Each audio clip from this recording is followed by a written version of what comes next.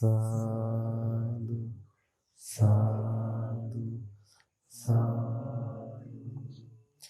නමෝ තස්ස භගවතු අරහතෝ සම්මා සම්බුද්දස්ස සාදු සාදු සාදු. අද අපි ඉගෙන ගන්න සූත්‍ර දේශනාවේ නම මහා සීහනාද සූත්‍රය.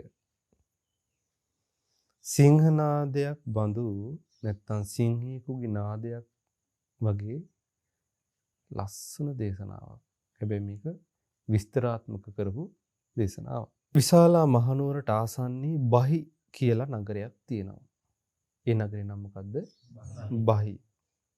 ඒ නගරේට බටහිර පැත්තට වෙන්න වනාන්තරයක් තිබුණා. ඒකේ බටහිර පැත්තට වෙන්න තමයි වනාන්තරය තිබුණේ. අන්නේ වනාන්තරයේ තමයි මේ දවස්වල භාගතුන් වහන්සේ වැඩ සිටියේ. ওই දවස් වන විට සුනක්කත්ත කියන ලිච්ඡවි කුමාරයා මේ බුද්ධ ශාසනයේ මහාන වෙලා ඉඳලා සිවුරු ඇරලා ගිහිල්ලා ටික කලක් වෙනවා. දැන් ඔහු විශාලා මහනුවරට ඇවිත් පිරිස් මැද්දේ මෙන්න මේ විදිහට කියන්න පටන් අරන්. බුදුරජාණන් වහන්සේට උපස්ථාන කරපු භික්ෂූන් අතර බොහෝ භික්ෂූන් උතුම් අභිසම්බෝධිය නැත්නම් මේ අරහත්ත්වයේ සාක්ෂාත් කළා. උතුම් අරහත්ත්වයේ සාක්ෂාත් කළා. හැබැයි එක්කෙනෙක් අවාසනාවට වගේ ඒ කෙනාට බුදුරජාණන් වහන්සේ කෙරෙහි හිත පහදව ගන්නවත් බැරිව ගියා. එයා නිරේ ගියා. ආන්නේ කෙනා තමයි කවුද? සුනක්කත්ත කියන්නේ. ඊතර සුනක්කත්ත කියාගෙන ගියා මෙන්න මෙහෙම කතාවක්. ඔය ශ්‍රමණ ගෞතමයන්ට මනුස්ස ජීවිතයට ඉහළින් දියුණු කරපු සුවිශේෂී අමුතු ඥානයක් නැහැ. උත්තරීතර ඥාන දර්ශනයක් නැහැ. ශ්‍රමණ ගෞතමයන් වහන්සේ තර්කානුකූලව කතා කරන්න දන්නවා. උන්වහන්සේ හැබැයි තර්කානුකූලව යමක් ඉදිරිපත් කරන්න දන්නවා. හොඳට විමසන්නත් දන්නවා. හොඳට නුවණින් විමසන්නත් දන්නවා. හරි නිර්මාණශීලී පුද්ගලෙක්. එතන දැන් මේ අභූතයක් තමයි මේ කියන්නේ. හරි නිර්මාණශීලී පුද්ගලෙක්. ඒව පාවිච්චි කරලා තමයි ඔහු ධර්ම දේශනා කරන්නේත්. ඒත් හැබැයි මෙහිම දෙයක් නම් තියෙනවා. මොකද්ද?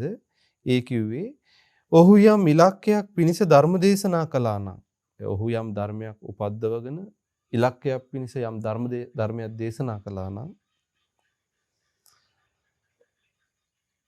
කවුරු හෝ වේවා ඒ ධර්මය ඔහු කියා දුන් විදිහට අනුගමනය කළොත් එයාට නම් දුකින් නිදහස් වෙන්න පුළුවන්කම තියෙනවා. දැන් බලන්නකෝ මෝඩ කතාව. ඊතර බුදුරජාණන් වහන්සේ දුකින් නිදහස් වෙලා උත්තරීතර ඥාන දර්ශනයක් ලැබලා නැහැලු. තර්ක කරන්න දන්නවලු, නිර්මාණශීලීව නුවණින් කල්පනා කරන්න දන්නවලු. ඒ වගේම උන්වහන්සේ කියන දේ හැබැයි අර නුවණින් කල්පනා කරගෙන කියන දේ යමෙක් අනුගමනය කරොත් දැන් භාගතුන් වහන්සේ පැද්දුවේ කියනවා. ඒක. ඒ ධර්මය. ඒක කවුරු හරි අනුගමනය කළොත් එයාට නම් දුකින් නිදහස් වෙන්න පුළුවන් කියලා. ඒකට එක ටික ගැලපෙනවද? නැහැ. එදා උදේවරුේ ආයුෂ්මත් සාරිපුත්‍රයන් වහන්සේ සිවුරු පොරවගෙන පාත්‍රෙත් සිවුරුත් අරගෙන විශාලා මහනුවරට පිණ්ඩපාතේ වැඩියා. ඒ වෙලාවේ සුනක්කත්ත ලිච්ඡවි පුරුෂයා සෙනග බැද්දේ මේ විදිහට කියනවා. මේ කතාව කියනවා. මේක සාරිපුත්‍රයන් වහන්සේටත් අහන්න ලැබුණා. දැන් මේ ශාස්ත්‍රුන් වහන්සේට බණිනවා අහන්න ලැබෙන්නේ. කාටද බණින්නේ? ශාස්ත්‍රුන් වහන්සේට භාග්‍යවත් බුදුරජාණන් වහන්සේට බණිනවා. ඉතින් සාරිපුත්‍රයන් වහන්සේ විශාලා මහනුවර පිණ්ඩපාතේ කරගෙන දන් වළඳලා හවස් වරුවේ භාගතුන් වහන්සේ හමු වීමට ගියා. ගිහලා මේ කාරණේ කියා සිටියා. මොකද්ද කාරණේ? අර සුනක්කත්ත කියන කෙනා භාගතුන් වහන්සේට ගර්හාවක් කරනවා. මේ වගේ කතාවක් කියනවා නැත්තම්. ඒ තමයි ඔය ශ්‍රමණ ගෞතමයන් වහන්සේ උත්තරීතර ඥාන දර්ශන මුකුත් ලැබලා නැහැ. හැබැයි උන්වහන්සේ හොඳට තර්ක කරන්න දන්නවා. නුවණින් විමසන්න දන්නවා නිර්මාණශීලී කෙනෙක්. උන්වහන්සේ ඉදිරිපත් කරන දේ උන්වහන්සේ යමක් ඔය තේරුම් අරගෙන ඉදිරිපත් කරන දේ යමෙක් අවබෝධ කරොත් නැත්නම් යමෙක් මේක අවබෝධ කරන්න කියලා වෙහිසුනොත් ඒක අනුගමනය කරොත් හරියට කෙනෙක්. ඒකේ විදිහට අනුගමනය කරොත් හැබැයි යාළුවනේ දුකින් නිදහස් වෙනවා කියලා. දුකින් නිදහස් වෙනවා කියලා ඒ කතාව කියාගෙන ගියා. සාරිපුත්ත ඔය සුණක්කත්ත කියන හිස් පුරුෂයා ක්‍රෝධ කරන කෙනෙක්. එයා ඇයි බුදුරජාණන් වහන්සේ ආවාදයක් කළා මේකට ක්‍රෝධ කරනවා. ඒතකොට ගුරුවරයා මේ ශාස්ත්‍රඥ වහන්සේ කියලා හිතන්නේ මූණ පුල්ටු කරගෙන වාසය කළ යුතුකේ. ඔය කතාව කියන්නේ ක්‍රෝධයෙන්මයි. දැන් ඔය කතාව කියන්නේත් මොකෙන්ද? ක්‍රෝධ සිතින් කියන්නේ. පින්වත් සාරිපුත්ත ඔය සුණක්කත්ත කියන හිස් පුරුෂයා තථාගතයන් වහන්සේට නිඳා කරන්න ඕනි කියලා හිතී තියාගෙන ඔය කතාවෙන් තථාගතයන් වහන්සේ ගැන වර්ණාවක්මයි කරන්නේ.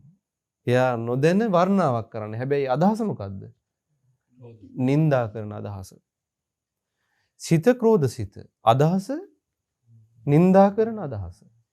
ගරහ කරන අදහස. හැබැයි දන්නේම නැතුව වර්ණාවක් තමයි සිද්ධ වෙන්නේ. සාරිපුත්ත කවුරු හරි මෙහෙම කිව්වොත් තථාගතයන් වහන්සේ යම් ඉලක්කයක් පිණිස ධර්ම දේශනා කළා නම් කවුරුන් හෝ ඒ ධර්මය තථාගතයන් වහන්සේ කියා දුන් විදිහට අනුගමනය කළොත් එයාට දුකින් නිදහස් වෙන්න පුළුවනි කියලා. ඒක තථාගතයන් වහන්සේට කරන වර්ණනාවක්. ඒ භාගතුන් වහන්සේ ඒක අවබෝධ කරගෙන ඉදිරිපත් කරන්නේ ලෝකෙට. ඉතින් ඒක අනුගමනය කරලා දුකින් නිදහස් වෙන්න පුළුවන් කියලා කවුරු හරි කිව්වොත් ඒක වර්ණාවක්. පින්වත් සාරිපුත්ත ඔය සුණක්කත්ත කියන හිස් පුරුෂයාට මා තුල තියෙන ಗುಣධර්ම සමූහය ගැන අවබෝධයක් නැත්තම් ධර්මාන්වයක් ඇති වෙන්නේ නැහැ. එයාට මේ මා තුල තියෙන ಗುಣධර්මයන් පිළිබඳව වැටහීමක් ධර්මානුකූල වැටහීමක් ඇති වෙන්නේ නැහැ. ඇති වුණේ නැහැ.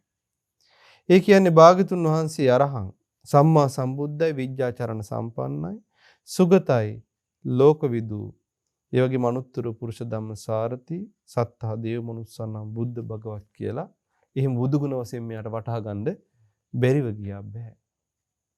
ඒ වගේම සාරිපුත්ත ඔය සුණක්කත්ත කියන හිස් පුරුෂයාට මා තුල තියෙන මේ ಗುಣධර්මත් හඳුනා ගන්න බැරි වුණා නෑ. ඒ විතරක් නෙමෙයි. මෙන්න මේ ಗುಣධර්මත් අඳුර ගන්න බැරිව ගියා. ඒ කියන්නේ භාග්‍යතුන් වහන්සේට නොඑක් ආකාරයේ ඊර්ධි ප්‍රාතිහාර්ය පාණ්ඩ පුළුවනි.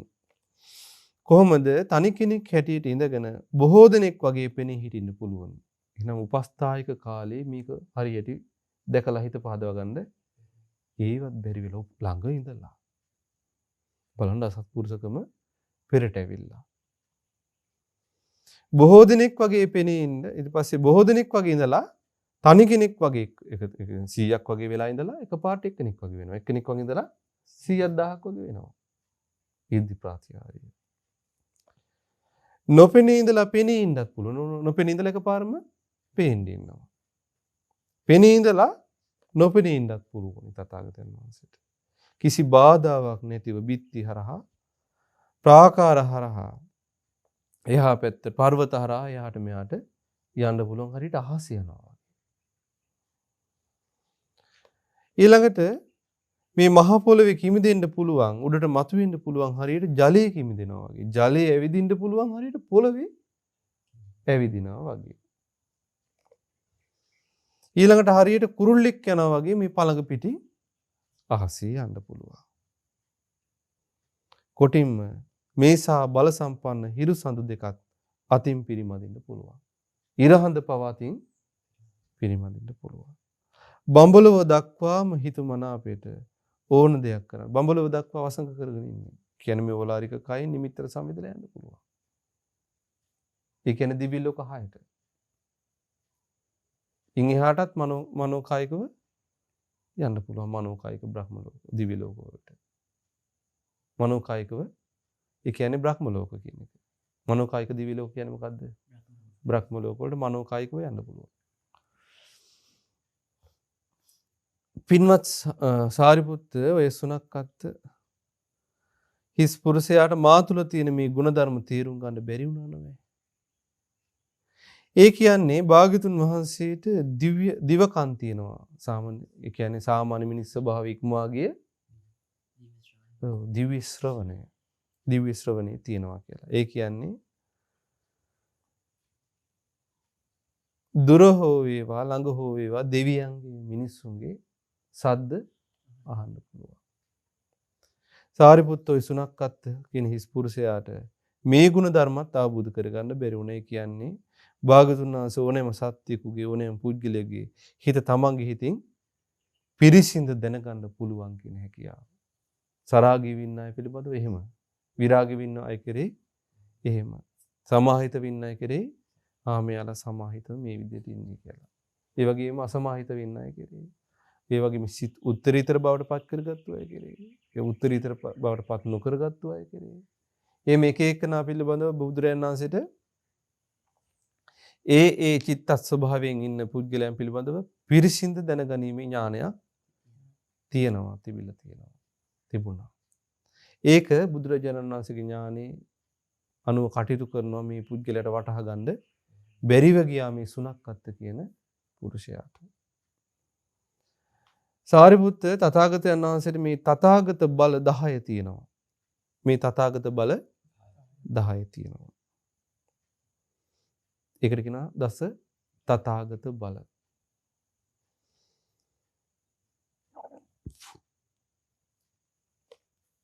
දස තථාගත බලයන්ගෙන් යුක්තවයි ශ්‍රේෂ්ඨත්වය ප්‍රකාශ කරන්නේ. නිකම්ම ශ්‍රේෂ්ඨත්වය ප්‍රකාශ කරනවා නෙමෙයි. පිරිස් මැද සිංහනාද කරන්නේ. හොඳට අහගෙන ඉන්න මේ කාරණා 10. මතකයේ තියාගන්න මම කියා දෙන්නම්. ඔය බලයන්ගෙන් යුක්තවයි උතුම් ධර්ම චක්‍රය පවත්වන්නේ මොනවද? බලයන් 10. සාරිපුත්ත මෙහිලා තථාගතයන් වහන්සේ සිද්ධ වෙන්න පුළුවන් දේ පිළිබඳව සිද්ධ වෙන්න පුළුවන් දේ හැටියට මේ ලෝකේ සිද්ධ වෙන්න බැරි දේ මේක සිද්ධ වෙන්න කොහෙත්ම සිද්ධ වෙන්න බැරි දේ හැටියටත් ඒ ආකාරයෙන්ම යථාර්ථයක් හැටියට අවබෝධ කරලා ඉන්නේ. එතකොට ඨාන අට්ඨාන කාරණා සිද්ධ වෙන්න පුළුවන් දේ සිද්ධ වෙන්න පුළුවන් දේ හැටියට සිදුවිය නොහැකි දේ හැටියටත් ඒ ආකාරයෙන් යථාර්ථ වශයෙන් තථාගතයන් වහන්සේ අවබෝධ කරලා ඉන්නේ. ඒ අවබෝධයක් තියනවාද සාරිපුත්ත? අන්නේ අවබෝධයක් තථාගතයන් වහන්සේගේ තථාගත බලයක්. ඒකත් තථාගතයන් වහන්සේගේ තථාගත බලයක්. ඒ බලයට පැමිණලා තමයි තථාගතයන් වහන්සේ ශ්‍රේෂ්ඨත්වය ප්‍රකාශ කරන්නේ. පිරිස්මෙද සිංහනාද කරන්නේ. උතුම් ධර්ම චක්‍රය පවත්වන්නේ. බුදුරජාණන් වහන්සේ යමක් පැවසුවා නම් ඒක ඒකාන්තයෙන් මේ විදිහමයි. වෙන අයුරකින් නම් සිද්ධ වෙන්නේ නැහැ. සිදුවෙන්න පුළුවන් දේ වශයෙන් භාගතුන් වහන්සේ අවබෝධ කරගෙන එක දේශනා කළා. සිද්ධ වෙන්න බැරි දේ මේක නම් සිද්ධ වෙන්න බෑ කොහෙත්ම කියලා ඒකත් අවබෝධ කරගෙන භාගතුන් වහන්සේ දේශනා කළා. ඔන්න පළවෙනි තථාගත බලය. සාරිපුත්ත මෙන්න මේක තමයි ඊළඟ තථාගත බලය. සාරිපුත්ත අතීත අනාගත වර්තමාන කාලයන්ට අයත්ව කෙරෙන කර්මයන්ට ලැබෙන විපාක ගැන හේතු වශයෙන් අතීත අනාගත වර්තමාන කාලයන්ට අයත්ව කෙරෙන කර්මයන්ට ලැබෙන විපාක හේතු වශයෙන් තැන් වශයෙන් ඒ ආකාරයෙන්ම යථාර්ථයක් හැටියට අවබෝධයක් තථාගතයන් වහන්සේට තියෙනවා. අතීතේ වෙච්චටයි අද කෙරෙනේවටයි අනාගතේ කෙරෙන්න පුළුවන් ඒවටයි ඒවා මේ කර්ම කළොත් මේ විදිහට තමයි විපාක දෙන්නේ කියලා හේතු වශයෙන් ස්ථාන වශයෙන් මේ විදිහට තමයි විපාක දෙන්නේ මේ ස්ථානේ කියලා හේතු වශයෙන් ස්ථාන වශයෙන් තථාගතයන් වහන්සේට යථාර්ථයක් හැටියටම දැනගන්න ඥානයක් තියෙනවා.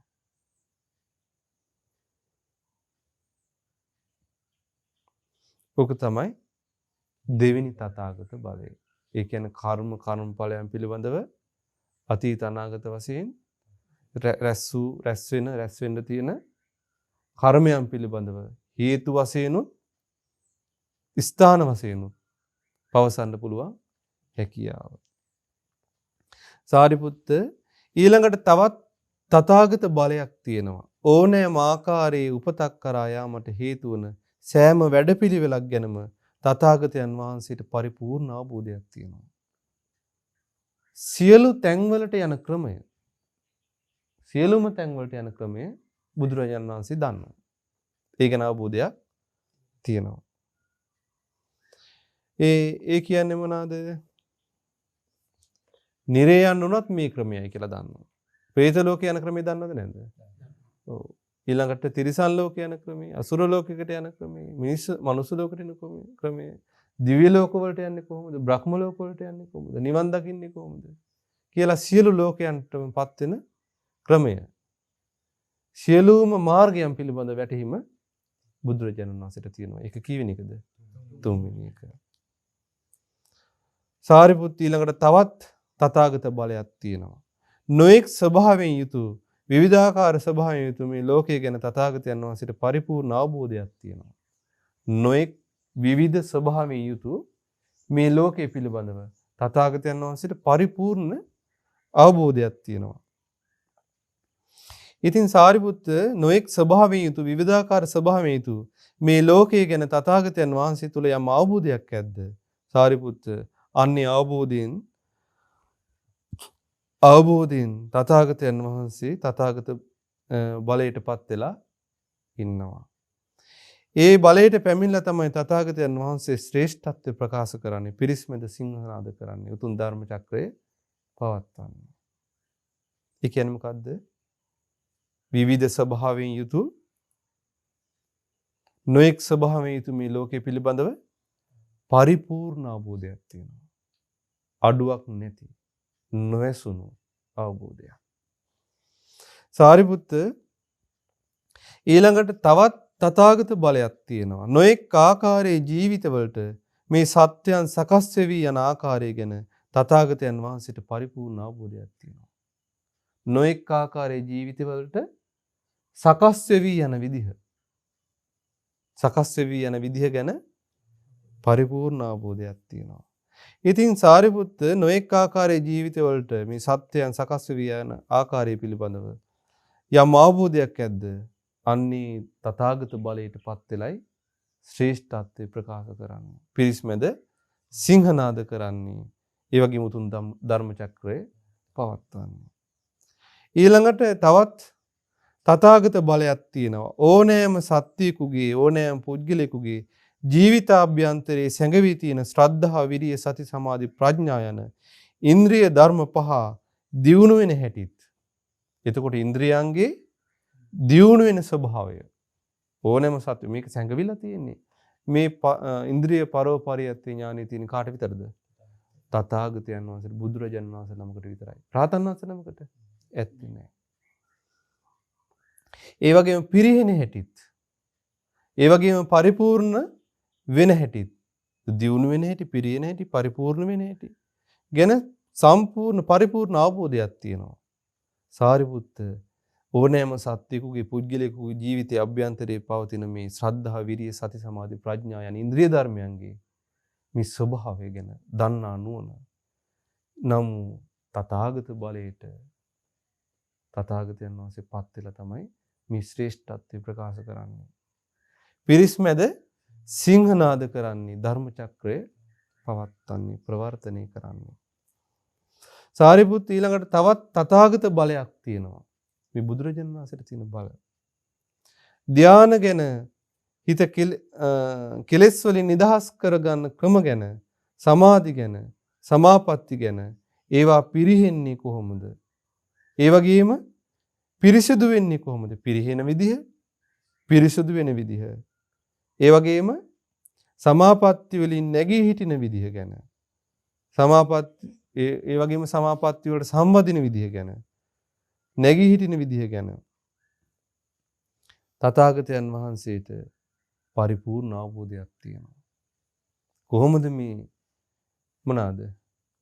ධානය, අභිඥා, සමාධි, සමාපatti ඊළඟට සිත කෙලෙසුන්ගෙන් නිදහස් වෙන ආකාර විදි ගැන ඒවට සම්වදින විදිය, නැගී හිටින විදිය, ඒවා පිරිහිලා යන විදිය, ඒවා දියුණු වෙන විදිය, පිරිපුම් බවට පත් වෙන විදිය ගැන පරිපූර්ණ අවබෝධයක් තියෙනවා බුදුරජාණන් වහන්සේට. ඒ කීවෙනි බලයේද? 7 වෙනි තථාගත බලය.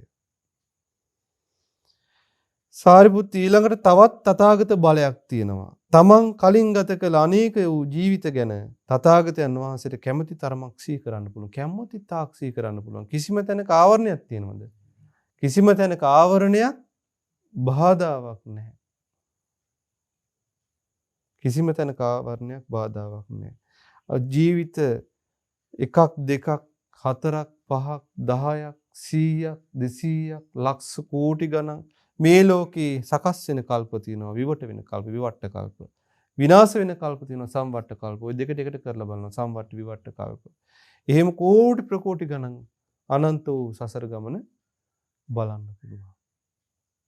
බලාගෙන සසර ගමනේ යම් යම් ස්ථාන බලාගෙන යන්න පුළුවන්. අනන්ත වූ සසර ගමන බලාගෙන යනවා. අනන්ත වූ සසර ගමන. හැබැයි බුදුරජාණන් වහන්සේ අනන්ත වූ සසර ගමන බැලුවා. හැබැයි මුලක් දැක්කද? මුලක් නෑ. පුබ්බා කෝටින පඤ්ඤායති කියන අවබෝධයට පැමිණියා. ඒ කාලේ මෙන්න මේ විදිහට තමයි ජීවිතය ගත කළේ. මේ විදිහටයි මම කෑවේ බීවේ ඇන්දේ පෙරැන්දේ මේ විදිහට ඇසුර පැවැත්වුවේ මේ විදිහටයි කටයුතු කළේ කියලා මේ විදිහට තමයි මැරිලා ගියේ කියලා සියලු තැන් පිළිබඳව බුදුරජාණන් වහන්සේට බලන්න පුළුවන් ඥානයක් තියෙනවා. එතකොට පරිපූර්ණ පුබ්බේ නිවාසානුස්සති ඥානය. ඊළඟට මේ භාග්‍යතුන් වහන්සේට මේ විදිහේ දිවසක් තියෙනවා. ඒ කොහොමද? සාමාන්‍ය මිනිස්සු හැකියාව ඉක්මවා ගියේ ඊටාම පිරිසුදු එකක් ඒක. අන්නේ දිවසින් සත්‍යයන් දකින්න පුළුවන් චුත වෙන ආකාරය, උපදින ආකාරය, පහත් උපත් කරා යන ආකාරය, උසස් උපත් කරා යන ආකාරය. ඒ වගේම ලස්සන කැත විදිහට මේ සත්‍යයන් කර්මානුරූපව චුත වෙන උපදින විදිය මනාකොට බලා ගන්න පුළුවන් ආවරණ රහිතව. අහවල් ලෝකේ බලන්න බෑ කියලා එකක් නැහැ. කොහොමද මේ බවත් සත්‍යයන් කයින් වචනෙන් මනසින් දුසිරිත් කරලා නිරේ උපදින විදිහ. ඒ වගේම പ്രേත ලෝකේ අසුර ලෝකේ උපදින විදිහ. ඒ වගේම කොහෙද තිරිසන් යෝනිය උපදින විදිය බලා ගන්න පුළුවන්. ඒ වගේම කයින් සුචරිතේ වචනින් මනසින් සුචරිතේ හැසිරලා දෙව් මිනිස් දෙගතියේ සත්‍යයන් උපදින විදිය භාග්‍යතුන් වහන්සේට මනාකොට බලා ගන්න පුළුවන් ආවරණයක් නැහැ. අනාවරණ ප්‍රඥා ඇති මුනිදුන්ගේ දිව්‍ය දිවසයි අනෙක් භික්ෂුවකගේ දිවසයි අතර වෙනසක් තියෙනවද නැද්ද? තියෙනවාමයි. ඊළඟට සාරිපුත්ත තවත් තථාගත බලයක් තියෙනවා. තථාගතයන් වහන්සේ ආශ්‍රව නැති කරලා දාලා ආශ්‍රව රහිතව මේ ජීවිතේම චිත්ත විමුක්තියත් ප්‍රඥා විමුක්තියත් තමන්ගේම දියුණු කරපු ප්‍රඥාවෙන් අවබෝධ කරගෙන ඒ සාක්ෂාත් කරගෙන ඉන්නේ. ආසවක්ඛ්‍ය ඥානය. ඒ කියන්නේ ආශ්‍රව සේවව බව දන්නා නුවණ. සාරිපුත්ත මේ ආසවක්ඛ්‍ය ඥානයට පැමිණලා තමයි තථාගතයන් වහන්සේ පිරිස්මෙද සිංහනාද කරන්නේ. උතුම් ධර්ම චක්‍රය පවත්වන්නේ ශ්‍රේෂ්ඨත්වයේ ප්‍රකාශ කරන්නේ ප්‍රතිඥා දෙන්නේ ශ්‍රේෂ්ඨත්වයට පත් වෙලා ඉන්නේ. තථාගතයන් වහන්සේගේ තථාගත බල 10 කියලා කියන්නේ මෙන්න මේවට. පළවෙනි එක මොකද්ද?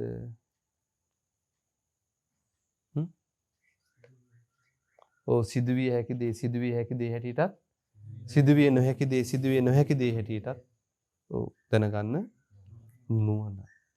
ඊළඟ එක නෑ. ඊළඟ එක තමයි අතීත අනාගත වර්තමාන කර්මයන් හේතු වශයෙන් ස්ථාන වශයෙන් ප්‍රකාශ කරන්න පුළුවන් ඒ අවබෝධ ඥානය. තුන්වෙනි එක තමයි සියලු තැන්වලට යන වැඩපිළිවෙල බුදුරජාණන් වහන්සේ දන්නවා. සියලු තැන්වලටපත් වෙන්නේ මෙන්න මේ ක්‍රමයට කියලා ඒ ස්ථානයත් ඒ වැඩපිළිවෙලත් මනාකොට බුදුරජාණන් වහන්සේ දන්නවා. ඊළඟ එක තමයි සියලු ලෝකයන් පිළිබඳ ලෝකෙ පිළිබඳ භාග්‍යතුන් වහන්සේට පරිපූර්ණ අවබෝධයක් තියෙනවා. ඊළඟ එක තමයි සත්‍යයන් මේ උපතක් පිණිස සකස් වෙවි යන ආකාරය. නොඑක ආකාර ජීවිත වලට සත්‍යයන් සකස් වෙන ආකාරය පිළිබඳව භාග්‍යතුන් වහන්සේට ඥානයක් තියෙනවා. සකස් වෙන ආකාරය පිළිබඳව. ඊළඟට භාග්‍යතුන් වහන්සේට ඕනෑම සත්‍යයේගේ පුද්ගලයෙක්ගේ සිත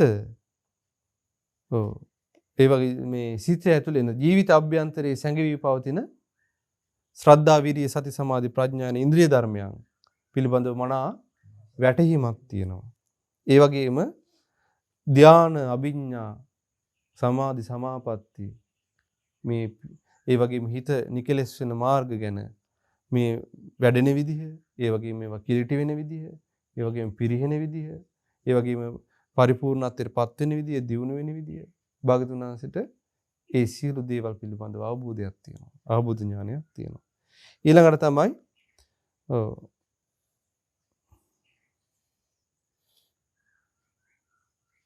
භාගතුන් වහන්සේට මොකක්ද ඊළඟට තියෙන්නේ? පුබ්බේ නිවාසානුසතිය. ඒ වගේම දිවස් නුවණ. ඒ වගේම ආසවක්ඛි ඥානය.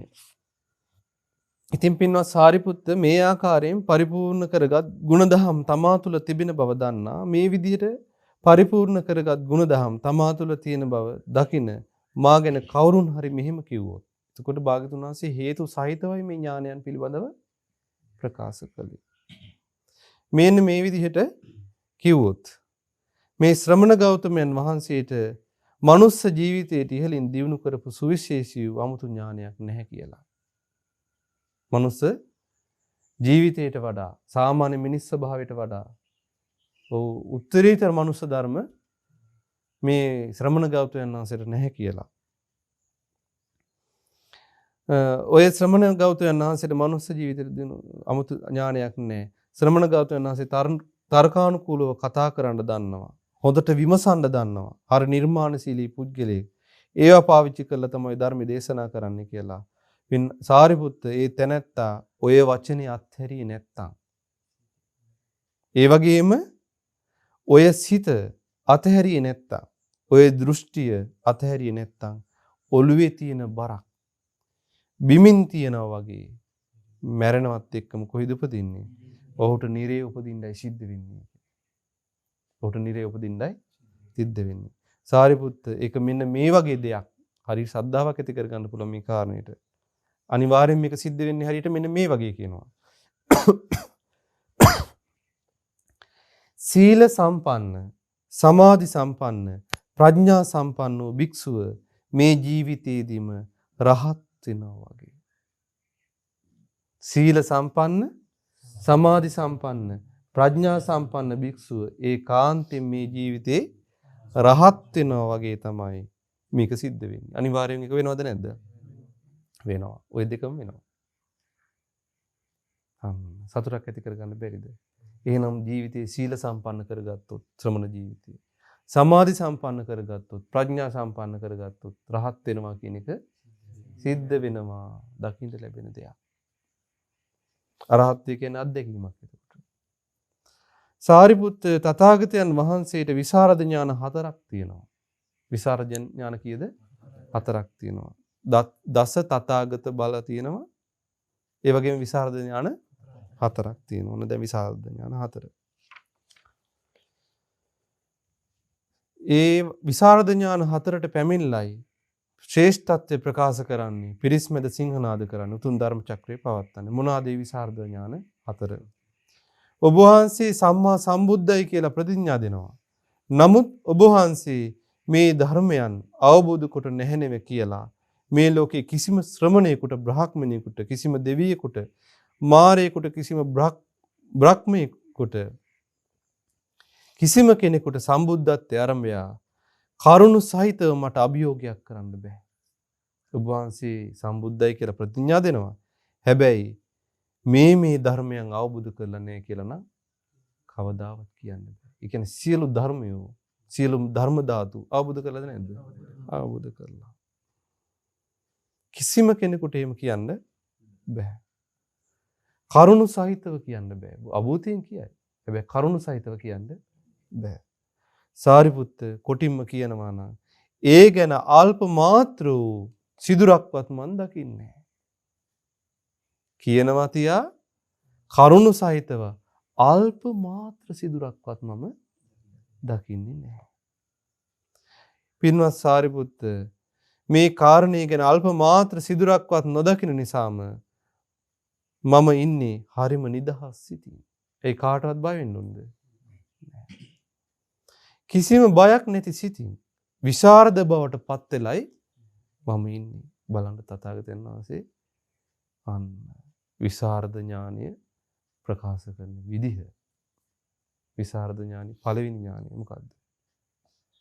සියලු ධර්මය අවබෝධ කරගෙන ඉන්නවා. කිසි කෙනෙකුට චෝදනා කරන්න අල්ප මාත්‍රයක්වත් නැහැ. මේවා අවබෝධ කරලා නැහැ කියලා. ඒ වගේම සියලු ආශ්‍රවයන් ශේවුණු කෙනෙක් කියලා ඔබ වහන්සේ ප්‍රතිඥා දෙනවා. නමුත් ඔබ වහන්සේ තුල මේ ආශ්‍රවයන් ප්‍රහාණය වෙලා නැහැ. නෙව කියලා මේ ලෝකේ කිසිම ශ්‍රමණයෙකුට, බ්‍රාහ්මණයෙකුට, බ්‍රහ්මයෙකුට, මාරයෙකුට, දෙවියෙකුට, මිනිසෙකුට කිසි කෙනෙකුට චෝදනා කරන්න කායික, වාචික, මානසික ක්‍රියාවක් එහෙම ආශ්‍රව සහිතව දකින්නේ නැහැ. ඒ වගේම එහෙම නැහැ. හේතු සහිතව අභියෝග කරන්න කවුරුත් නැහැ.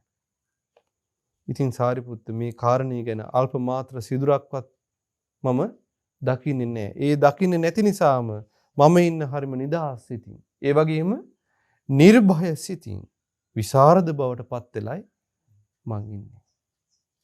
එතකොට අල්ප මාත්‍ර ආශ්‍රවයක්වත් නැහැ. ඉතින් ඔබ වහන්සේ ප්‍රකාශ කොට තියෙනවා ධර්මාවබෝධ කරන කෙනෙකුට මේ දේවල් අනතුරුදායකයි කියලා. ධර්මාවබෝධය පිණිස යන කෙනෙකුට මේ දේවල් අනතුරුදායකයි කියලා ඔබ වහන්සේ ප්‍රකාශ කරලා තියෙනවා. නමුත් එසේ අනතුරුදායකයි පවසන ලද දේ කළාට කිසි අනතුරක් නැහෙනි. කිසි අනතුරක් නැහෙනි කියලා මේ ලෝකයේ කිසිම ශ්‍රමණයෙකුට, බ්‍රාහ්මණයෙකුට, දෙවියෙකුට, මාරයෙකුට, බ්‍රහ්මයෙකුට කිසි කෙනෙකුට එහෙම කියන්න බෑ. එහෙම චෝදනා කරන්න බෑ. නිවන් මාර්ගට අන්තරායක කරුණු ආරම්භය කරුණු සහිතව මට අභියෝග කරන්න කවුරුත් නැහැ කියන්න බෑ. නිවන් මාර්ගට යමක් අන්තරායක කිව්වනම් ඒක අන්තරායකමයි. මේ කාරණාව පිළිබඳව අල්ප මාත්‍ර සිදුරක්වත් මම දකින්නේ නැහැ. අල්ප මාත්‍ර සිදුරක්වත් නොදකින නිසා මම ඉන්නේ හරිම නිදහස් සිතින්. ඒ වගේම කිසි බයක් නැති සිතින් විශාරද බවට පත් වෙලයි මං ඉන්නේ. ඔබ වහන්සේ යම් ඉලක්කයක් පිණිස හතරවෙනි එක. ඔබ වහන්සේ යම් ඉලක්කයක් පිණිස ධර්මයේ දේශනා කරලා තියෙන්නේ. එසේ දේශන ලද ධර්මයේ අනුව පිළිපදින තැනැත්තාගේ දුක් කෙලවර කිරීමට ඒ මැනවින් උපකාර වන්නේ නැහැ. එතකොට යම් ඉලක්කයක් පිණිස ධර්ම දේශනා කරලා තියෙනවා. ඒ වැඩපිළිවෙල හික්මිනවා. නමුත් මේක වෙන්නේ නැහැ. දුක් ෂේ වෙන්නේ නැහැ. ඒක උපකාර වෙන්නේ නැහැ කියලා කියනවනම් මේ ලෝකයේ කිසිම ශ්‍රමණයෙකුට, බ්‍රාහ්මණයෙකුට, දෙවියෙකුට, බ්‍රහ්මයෙකුට, මාරයෙකුට කාටවත් එහෙම කරුණු සහිතව එහෙම චෝදනා කරන්න ඉඩක් නැහැ. එහෙම එකක් අල්ප මාත්‍රයේ තරම්වත් දෙයක් ඉඩ කඩක් දකින්නේ නැහැ. එනිසා සාරිපුත්ත මේ කාරණාව ගැන අල්ප මාත්‍ර සිදුරක්වත් නොදකින නිසා නිදහස් සිතින් මං ඉන්නේ. කිසි බයක් නැති වෙන්නේ විසරද බවට පත් වෙලා. මේ කාරණාවේ අර්ථය මොකද්ද? මේ වැඩපිළිවෙලේ මනාකොට හික්මිලා දුක් අවසන් කරන්න බෑ කියලා චෝදනාවක් කරන්න කාටවත් බෑ. දුක් අවසන් වෙනවාමයි. ඒ පිළිවෙල විසරද බවට පත් වෙලයි ධර්මයේ දේශනා කරලා තියෙන්නේ. ඒ විදිහට වැඩ ඉන්නේ. සාරිපුත්ත තථාගතයන් වහන්සේට මෙන්න මේ විදිහේ විසරද ඥාන හතරක් තියෙනවා. විසරද ඥාන හතර සම්බුද්ධත්වයේ ගැන, ඒ වගේම ආශ්‍රය ශේයෝබදේ ගැන, ඒ වගේම නිවන් මාර්ගට අනතුරුදායක කාරණා අනතුරුදායක හැටියටම දේශනා කරපු. ඊළඟට හතරවෙනි විසරද ඥානය ඔබ වහන්සේ යම් ඉලක්කයක් පිණිස ධර්මයේ දේශනා කරලා තියෙන්නේ. එසේ දෙසන ලද ධර්මයට අනුව පිළිපදින තැනැත්තා දුක් කෙලවර කිරීමට ඒ මැනවින් උපකාර වෙන්නේ නැහැ කියලා. එතකොට භාගතුන් වහන්සේ දේශනා කරපු වැඩපිළිවෙලේ මනාකොට කෙනෙක් හික්මිලා හික්මුණා කියලා දුකින් නිදහස් වෙන්නේ නැහැ කියලා කෙනෙක් චෝදනා කරන්න එහෙම බෑ. අල්ප මාත්‍ර සිදුරක්වත් එහෙම දකින්නේ නැහැ. ඒ වැඩපිළිවෙලේ මනාකොටම හික්මුණොත් අනිවාර්යයෙන් සිද්ධ වෙන දේ මොකද්ද? දුකින් නිදහස් වෙනවා රහතටපත් වෙනවා කියන කාරණේ. ඒතර සතුට සිත් ඇති කරගන්න පුළුවන් මේ විසරද ඥානෙ පිළිබඳ බුදුරයන් වහන්සේ ගැනත් ඒ වගේම වැඩපිළිවෙල ගැන තමන්ගේ පැවිද්ද ගැන. මේ ලෝකේ පිරිස් 8ක් ඉන්නවා. කවුද මේ පිරිස් 8? රජ පිරිස. ඒ වගේම බමුණු පිරිස, ගෘහපති පිරිස, ශ්‍රමණ පිරිස, චාතුම් මහරජික පිරිස, තාවතිංස පිරිස, මාර පිරිස සහ බ්‍රහ්ම පිරිසයි. සාරිපුත්ත මේ තමයි ලෝකේ පිරිස් 8. සාරිපුත්ත මේ විසරද ඥාන 4න් යුතු තථාගතයන් වහන්සේ ඔය පිරිස් 8 වෙත එළඹෙනවා. ඔවුන් අතරට පිවිසෙනවා. අර පිරිස් 8 වෙත එළඹෙනවා. සාරිපුත්ත මට මතකයි නොඑක් සිය ගණන් රාජවංශික පිරිස් ළඟට ගිහින් තිබෙන බව. එහිදී මේ පිරිස් අතර මම වාඩි වෙලත් ඉන්නවා. කතාබස් කරනවා. සාකච්ඡාත් කරලා තියෙනවා. සාරිපුත්ත නමුත් මට එහිදී කිසිම විදිහේ බයක්වත් තැති ගැනීමක්වත් ඇතිවීම පිණිස කොටින්ම අල්ප මාත්‍ර නිමිත්තක්වත් මා දකින්නේ නැහැ. රජවරු ගොඩාක් රැස් වෙච්ච තැනට මං ගිහිල්ලා කතා බහ කරලා තියෙනවා. බයක්වත් තැති ගැනීමක්වත් එහෙම අල්ප මාත්‍ර දෙයක්වත් මම දකින්නේ නැහැ. සාරිපුත්ත එසේ අල්ප මාත්‍ර නිමිත්තක්වත් නොදකින්න නිසා මං ඉන්නේ හරිම නිදහස් සිතින්, බිය රහිත සිතින්, විසරද බවට පත් වෙලා ඉන්නේ. හිතන්න බලන්න රජ කෙනෙක් ළඟට ගියන් පස්සේ සාමාන්‍ය කෙනෙකුට කොච්චර තැති ගැනීමක් එනවද? බියවීමක් එනවද? වැඩි ඕනේ නැහැ. සමහර අයට උසස් හමුදා නිලධාරියෙක් ළඟට යනකොටම බය හිතෙනවා. ඊළඟට සමහර අයට පොලිස් නිලධාරියෙක් ළඟට යනකොට බය හිතෙනවා. තරු ගොඩාක් ගහලා තිබ්බොත් එහෙම ලාංඡන ගහන හිටියොත් වෙවුලනවද නැද්ද සමහරුගේ කකුල් දෙක? වෙවුලනවා. උත්තම ශ්‍රමණයෙක් වෙති බුදුරයන් වහන්සේ රජ කෙනෙක් ළඟට ගියත් රජවරු සිය ගණනක් රැස් වෙලා හිටපු තැනකට ගියත් බියක් ඇති ගැනීමක් පොළොව මුදා ගැනීමක් ඇති වෙන්නේ නැහැ මේ විසරද ඥානිය යුතු බුදුරයන් වහන්සේට.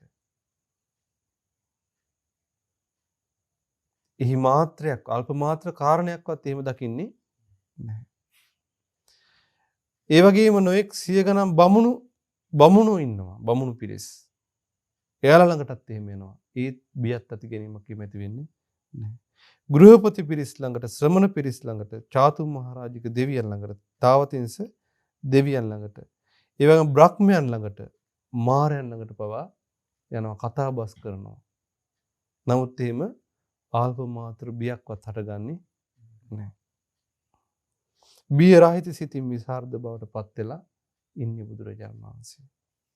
සාරිපුත්ත ඉතින් මේ විදිහේ ආબોධ ඥානයෙන් යුක්ත බව දන්නා වූ දක්නා වූ මට කවුරුන් හෝ මෙහෙම කිව්වොත් ඔය ශ්‍රමණ ගෞතමයන් වහන්සේ මනුස්ස ජීවිතයට වඩා ඉහළින් දියුණු කරපු උත්තරීතර ඥාන දර්ශනයක් ලැබලා නැහැ. උන්වහන්සේ තර්ක කරන්න දන්නවා.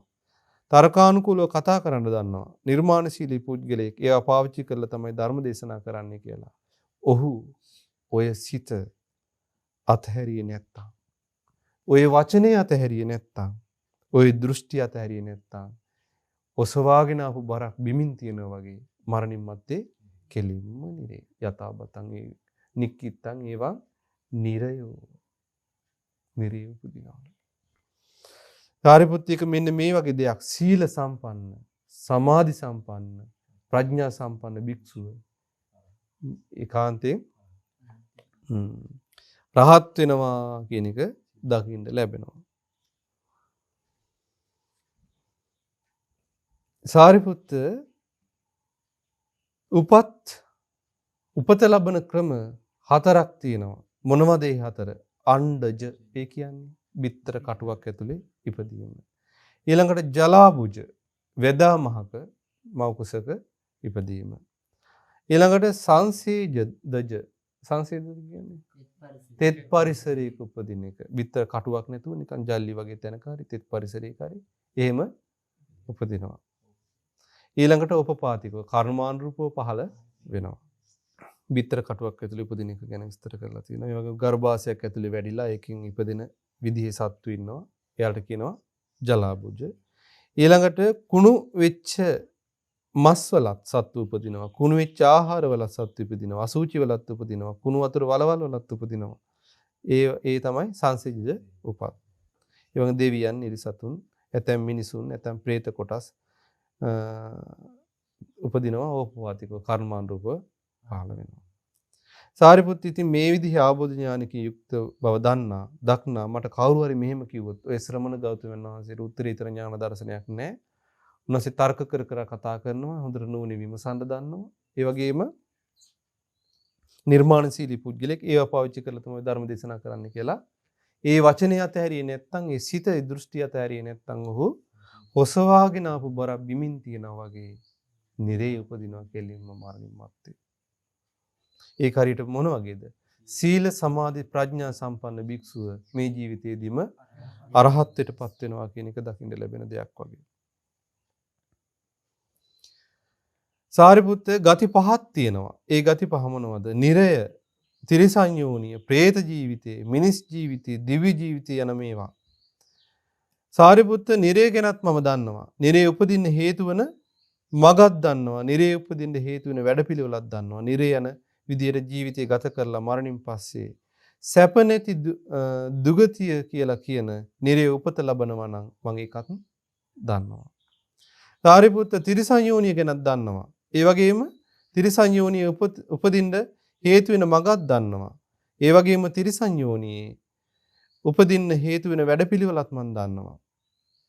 තිරිසන් යෝනිය උපදින්න විදිහට ජීවත් වෙලා මරණින් මත්තේ තිරිසන් යෝනිය උපත ලබනවා නම් මම ඒකත් දන්නවා. ඒ වගේම പ്രേත ජීවිතය ගැනත් මම දන්නවා. പ്രേත ලෝකෙ උපදින්න හේතු වෙන මාර්ගයක් මම දන්නවා. ඒ උපදින්න හේතු වෙන වැඩපිළිවෙලක් දන්නවා. പ്രേත ලෝකයේ උපදින විදිහට ජීවත් වෙලා මරණින් මත්තේ പ്രേත ලෝකයේ උපත ලබනවා නම් මම ඒකත් දන්නවා. ඒ වගේම මනුස්ස ජීවිතය ගැනත් දන්නවා. මනුස්ස ලෝකයේ උපදින්න හේතු වෙන මාර්ගයත් වැඩපිළිවෙලක් දන්නවා. ඒ වගේම මනුස්ස ලෝකයේ උපදින විදිහට ජීවත් වෙලා මරණින් මත්තේ මනුස්ස ලෝකයේ උපත ලබනවා නම් මම ඒකත් දන්නවා. ඒ වගේම සාරිපුත්ත දෙවියන් ගැනත් දන්නවා. දිව්‍ය ලෝකවල උපදින්න හේතු වෙන මාර්ගයක් දන්නවා. දිව්‍ය ලෝකයේ උපදින වැඩපිළිවෙලක් දන්නවා. දිව්‍ය ලෝකයේ උපදින විදිහට ජීවත් වෙලා මරණින් පස්සේ ඊතා යහපත් ඉපදීම නම් වූ ස්වර්ග ලෝකයේ උපදිනවා නම් මම ඒකත් දන්නවා. සාරිපුත්ත මම ගති වලින් නිදහස් වූ නිවන ගැනත් දන්නවා. ඒ වගේම සියලු උපත් වලින් නිදහස් වූ නිවන ගැනත් දන්නවා. නිවන අවබෝධයට හේතු වෙන මාර්ගයත් වැඩපිළිවෙලක් දන්නවා. නිවන අවබෝධ වෙන විදිහට උවමනා කරන වැඩ කටයුතු සම්පූර්ණ කරලා ආශ්‍රව ශේ කරලා දාලා ආශ්‍රව රහිත වෙලා විමුක්ති චිත්ත විමුක්තියත් ප්‍රඥා විමුක්තියත් තමන්ගේම අවබෝධ ඥාණයෙන්ම මේ ජීවිතයේදීම අවබෝධ කරගෙන වාසය කරනවා නම් මම ඒකත් දන්නවා. සාරිපුත්ත මම සමහර පුද්ගලයන්ගේ සිත ගැන මගේ සිතින් විමසලා හඳුනා ගන්නවා. මේ පුද්ගලයා ওই විදිහට ජීවත් වුණොත් දිගින් දිගටම ওই වැඩපිළිවෙල හිටියොත් මරණයට පස්සේ සැප රහිත දුගතිය නම් වූ නිරේ තමයි උපදින්න සිද්ධ වෙන්නේ. ඉතින් මම පස්සේ දවසක සාමාන්‍ය මිනිස් හැකියාව ඉක්මවා ගිය. ඊට පිරිසුදු දිවසින් බලද්දී අර පුද්ගලයා මැරිලා ගිහින් සැප නැති දුගතිය වෙන නිරේ ඉපදිලා ගොඩාක් දුක් විඳ වේදනා විඳ ඉන්නවා දකින්න ලැබෙනවා. එහෙම උපදිලා ඉන්න මිනිස්සු දකින්නවා. සාරිපුත්ත ඒක මෙන්න මේ වගේ දෙයක්. මිනිහෙකුගේ ප්‍රමාණයට වඩා ගැඹුරු ගිනි අඟුරු වලක් තියෙනවා කියලා හිතන්න. ඒක ගිනි දැල් නැතිව දුම් නැතිව තියෙන ගිනි අඟුරු වලක්. ඒ වලට එන්න පාරකුත් තියෙනවා. ඔය පාර දිගේ මිනිස්සෙක් එනවා. හැබැයි මේ මිනිස්සයා හොඳටම පෑවිල්ලට අහු වෙලා දුක් විඳින්මින් කලාන්තයෙන් වතුර පිපාසය හැදිලා එන කෙනෙක්. කාන්තාර ගමනක එන කෙනෙක්. ඉතින් හොඳින් ඇස් තියෙන කෙනෙක් මේ පුරුෂයාව කෙනෙකුට මේ පුරුෂයාව දකින්න ලැබෙනවා. එතකොට එයා මෙහෙම හිතනවා. අනේ මේ පුද්ගලයා ওই විදිහට ওই පාරෙන් ආවොත් ඔය එන පාර වෙනස් නොකළොත් නම් මේ ගිනි අඟුරු වලටයි මේ කෙනා අර ගිනි අඟුරු වලටයි මේ කෙනා වැටෙන්නේ කියලා. ඒ ආපු පුද්ගලයා අර ගිනි අඟුරු වලේ වැටිලා දරුණු විදිහට දුක් විඳ ඉන්න හැටි පස්සේ කාලෙක දකින්න ලැබෙනවා. පින්නස් ආරිපුත්ත අන්න ඒ විදිහමයි සමහර පුද්ගලයන්ගේ සිත මගේ සිතින් විමසලා හඳුනා ගන්නවා. මේ පුද්ගලයා මේ විදිහට ජීවත් වුණොත් නම් ඔය වැඩපිළිවෙල තුල දිගින් දිගටම හිටියොත් මරුණට පස්සේ ඒ ඇත්තට උපදින්න සිද්ධ වෙන්නේ සැප නැති දුගතිය නම් නිරේ. ඉතින් මම පස්සේ දවසක සාමාන්‍ය මිනිස් ස්වභාවයේ ඉක්මවා ගිය පිරිසුදු දිවසින් දකිනවා ඒ නිරේ යන වැඩපිළිවෙලේ ඉඳලා අවසානට නිරේ වැටලා දුක් විඳ විඳ ඉන්න ඒ සත්‍යයව. සාරිපුත්ත සමහර පුද්ගලයන්ගේ සිත ගැන මම මගේ සිතින් මේ විදිහට විමසලා හඳුනා ගන්නවා. මේ පුද්ගලයා ওই විදිහට ජීවත් වුණොත් දිගින් දිගටම වැඩපිළිවෙලේ හිටියොත් ওই වැඩපිළිවෙලේම හිටියොත් මරණයට පස්සේ තිරිසනුන් අතර තමයි උපදින්න සිද්ධ වෙන්නේ කියලා. ඉතින් මම පස්සේ දවසක සාමාන්‍ය මිනිස් ස්වභාවයේ ඉක්මවා ගිය පිරිසුදු දිවසින් දකිනවා. මේ මිනිස්සයා වැඩපිළිවෙලේ ඉඳලා මැරිලා ගිහිල්ලා තිරිසනුන් අතර ඉපදිලා ඉන්නවා දකිනවා. ඒක හරියට මෙන්න මේ වගේ දෙයක් මිනිසුකගේ ප්‍රමාණයට වඩා ගැඹුරු අසූචි වලක් තියෙනවා. කියන අඩි 6කටත් වඩා ගැඹුරයි. ඒ වල අසූචි වලින් පිරීලායි තියෙන්නේ. ඒ වල දිහාවට යන පාරකුත් තියෙනවා. ඉතින් ওই පාර දිගේ එනවා පෑවිල්ලට අහුවෙලා කලාන්තයේ හැදිලා වතුර පිපාසයෙන් දුක් විඳින කෙනෙක්. එතකොට හොඳට ඇස් තියෙන පුරුෂයෙක් අර මිනිස්සයාව දැකලා මෙන්න මෙහෙම කියනවා. මේ මිනිස්සයා ඔය පාරින්ම ආවොත් නම් ඔය එන මාර්ගය වෙනස් කළේ නැත්තම් අසුචි වලටමයි අර අසුචි වලටමයි වැටෙන්නේ. ඉතින් පස්සේ දවසක අර හොඳින් ඇස් තියෙන කෙනාට දකින්න ලැබෙනවා අර මිනිස්සයා අසුචි වලේ වැටලා දරුණු විදිහට දුක් විඳ විඳ ඉන්නවා. සාරිපුත්ත ඔන්න ඔය විදිහමයි සමහර පුද්ගලයන්ගේ සිත ගැන මගේ සිතින් විමසලා දැනගන්නේ. මේ තැනැත්තා ওই විදිහට ජීවත් වුණොත් දිගින් දිගටම ওই වැඩපිළිවෙල තුල හිටියොත් මරණයට පස්සේ මරණින් මත්තේ ගුණ ඉපදින්නේ කොහෙද? තිරිසන් යෝනි උපදින්නේ. ඉතින් මම පස්සේ දවසක සාමාන්‍ය මිනිස් හැකියාව ඉක්මවා ගිය පිරිසිදු දිවස් නුවණින් බලද්දී අර විදිහටම ඒ මිනිසයා ඒ වැඩපිළිවෙලේ ඉඳලා තිරිසනෙක් වෙන වැඩපිළිවෙලේ ඉඳලා මැරිලා ගිහිල්ලා තිරිසන් ලෝකෙ ඉපදිලා ඉන්නවා දකින්නවා. සාරිපුත්ත සමහර පුද්ගලයන්ගේ සිත ගැන මම මගේ සිතින් මේ විදිහට හඳුනා ගන්නවා. මේ පුද්ගලයා ওই විදිහට ජීවත් වුණොත් නම් දිගින් දිගටම ওই වැඩපිළිවෙල තුලම හිටියොත් මරණයට පස්සේ පෙරේතෙක් වෙලා තමයි උපදින්නේ. ඉතින් මම පස්සේ කාලෙක දිවසින් දකිනවා අර මිනිස්සයාර වැඩපිළිවෙලේ ඉඳලා මැරිලා ගිහිල්ලා කොහෙද ඉපදින්නේ? පෙරේතයන් අතර ඉපදිලා ඉන්නවා දකින්නවා. ඒක හරියට මෙන්න මේ වගේ දෙයක්. කරකස පොළවක හැදිච්ච ගහක් තියෙනවා. ඒ ගහේ පිළිවෙලට කොළ හැදිලත් නැහැ. ඒ නිසාම සෙවණැල්ල පිළිවෙලකට නැහැ. ඉතින් ඔය ගහ තියෙන පාර දිගේ ඔය ගහ තියෙන පාර දිගේ එනවා පෑවිල්ලට අහුවෙච්ච කෙනෙක්. ඒ කියන්නේ ගහ ළඟට එන්න පාරක් තියෙනවා. කලාන්තේ හැදිච්ච කෙනෙක් කාන්තාර ගමන කෙනෙක් වතුර පිපාසයේ තියෙන කෙනෙක්. ඉතින් ඔය සිද්ධිය දකින්න හොඳට ඇස් තියෙන පුරුෂයෙක්. ඒ පුරුෂයා කල්පනා කරනවා මේ මිනිස්සයා දිගටම මේ පාරේ ගියොත් ඒ මිනිස්සයාට මුණ ගැහෙන්නේ මොකද්ද? අර කොළ එක දෙක තියෙන හේවන පිළිවෙලකට නැති අර ගහ. අන්න ඒ වගේමයි මම මිනිස්සෙක් යම් සත්‍යයක් යම් වැඩපිළිවෙලක හික්මිලා ඉන්නවා දකින්නවා. ඒ වැඩපිළිවෙලේ දිගින් දිගටම හිටියොත් එයා කොහෙද යන්නේ? පෙරේත ලෝකේ යනවා. පස්සේ කාලේ දිවසින් දකින්නවා ඒ වැඩපිළිවෙලේ මනුස්සයා වැඩපිළිවෙල වෙනස් නොකර මැරිලා පෙරේතයන් අතර උපදිලා ඉන්නවා දකින්නවා. සමහර පුද්ගලයන්ගේ හිත සිතින් සිත පිරිසිඳ බලන්නේ මෙන්න මේ විදිහටයි. මේ පුද්ගලයා මේ වැඩපිළිවෙලේ මේ ක්‍රමේ මේ ප්‍රතිපදාවේ දිගින් දිගටම හිටියොත් මේ මනුස්සයාට මරණින් මත්තේ උපදින්න වෙන්නේ මොකේද? මනුස්ස ලෝකේ. මනුස්ස ලෝකේ. පස්සේ කාලෙක භාග්‍යතුන් වහන්සේ දිවසින් දකින්නවා මේ මනුස්සයා මැරිලා ගිහලා මනුස්ස ලෝකේ ඉපදලා ඉන්නවා. ඒක හරියට මෙන්න මේ වගේ දෙයක්. හොඳ ලස්සනට හොඳ ලස්සන බිමක හැදිච්ච ගහක් තියෙනවා. ඒ ගහ පුරාවට හොඳට කොළ පිරලා තියෙන්නේ. ඒ නිසාම හොඳ හේවණල්ලකුත් තියෙනවා. ඉතින් ওই ගහ පීටලා තියෙන පාර දිගේ ඔය ගහට පීටලා තියෙන පාරක් වැටලා තියෙනවා. එනවා පෑවිල්ලට අහුවෙලා කලාන්තයේ හැදිලා වතුර පුපාසයෙන් ඉන්න මිනිහෙක්. ඉතින් දැකලා ඒ මිනිස්සයා පිළිබඳව ඇස් තියෙන පුරුෂයෙක් මේ විදිහට දකිනවා. මේ මිනිස්සයා දිගින් දිගට මේ පාරෙම ගියොත් අවසානයේ මේ මිනිස්සයාට නවතින්න වෙන්නේ අර කොළ තියෙන ගහ ළඟ සෙවණේ. ඉතින් ඒ විදිහමයි භාග්‍යතුන් වහන්සේ දකිනවා යම් වැඩපිළිවෙලක මනුස්ස ලෝකයට යන වැඩපිළිවෙලේ හික්මිලා මේ විදිහට මේ මිනිස්සයා ඒ වැඩපිළිවෙලේම යෙදিলা ඉඳලා ඒ මිනිස්සයා හරි සත්‍යය හරි මැරිලා මනුස්ස ලෝකෙට ගිහිල්ලා ඉන්නවා පස්සේ කාලේ දිවසින් දකිනවා. සමහර පුද්ගලයෙක්ගේ හිත සාරිපුත්ත මම මේ විදිහටයි හිතින් හිත විමසලා හඳුනාගන්නේ. ඒ පුද්ගලයා ওই විදිහට ජීවත් වුණොත් ওই වැඩපිළිවෙල තුල දිගින් දිගටම හිටියොත් මරණයට පස්සේ ඊතා යහපත් ඉපදීමකින් යුතු ස්වර්ග ලෝකේ උපදිලා ඉන්නවා දකින්න ලැබෙනවා. පස්සේ කාලේ භාගතුන් වහන්සේ ඒ දකින්න මේ මිනිස්යාව මැරිලා දිවි ලෝකේ දෙවියෙක් වෙලා ඉන්නවා. ඒක හරියට මෙන්න මේ වගේ දෙයක්. ලස්සන මාලිගාවක් තියෙනවා. ඒ මාලිගාව හොඳ ජනෙල් දොරවල් තියෙන ලස්සන එකක්. ඒක ඇතුලේ පළස් අතුරලක් තියෙනවා. ඒ පළස් මත හොඳ ලස්සන ආසනයකුත් තියෙනවා. ඒ ආසනයේ දෙපැත්තේ රතු පාට විල්ලුද වලින් හදපු කොට්ට දෙකකුත් තියෙනවා. උඩින් ලස්සන රතු වියනක් බැඳලා තියෙනවා. ඒ මාලිගාවට එන්න පාරකුත් තියෙනවා. ඉතින් පෑවිල්ලට අහුවෙලා කලාන්තේ හැදිලා වතුර පිපාසයේ හැදිලා ඉන්න කෙනෙක් ඒ පාර දිගේ එනවා. ඉතින් හොඳින් ඇස් තියෙන පුරුෂයෙකුට අර පුරුෂයාව දකින්න ලැබෙනවා. එතකොට ඔහු මෙහෙම කියනවා.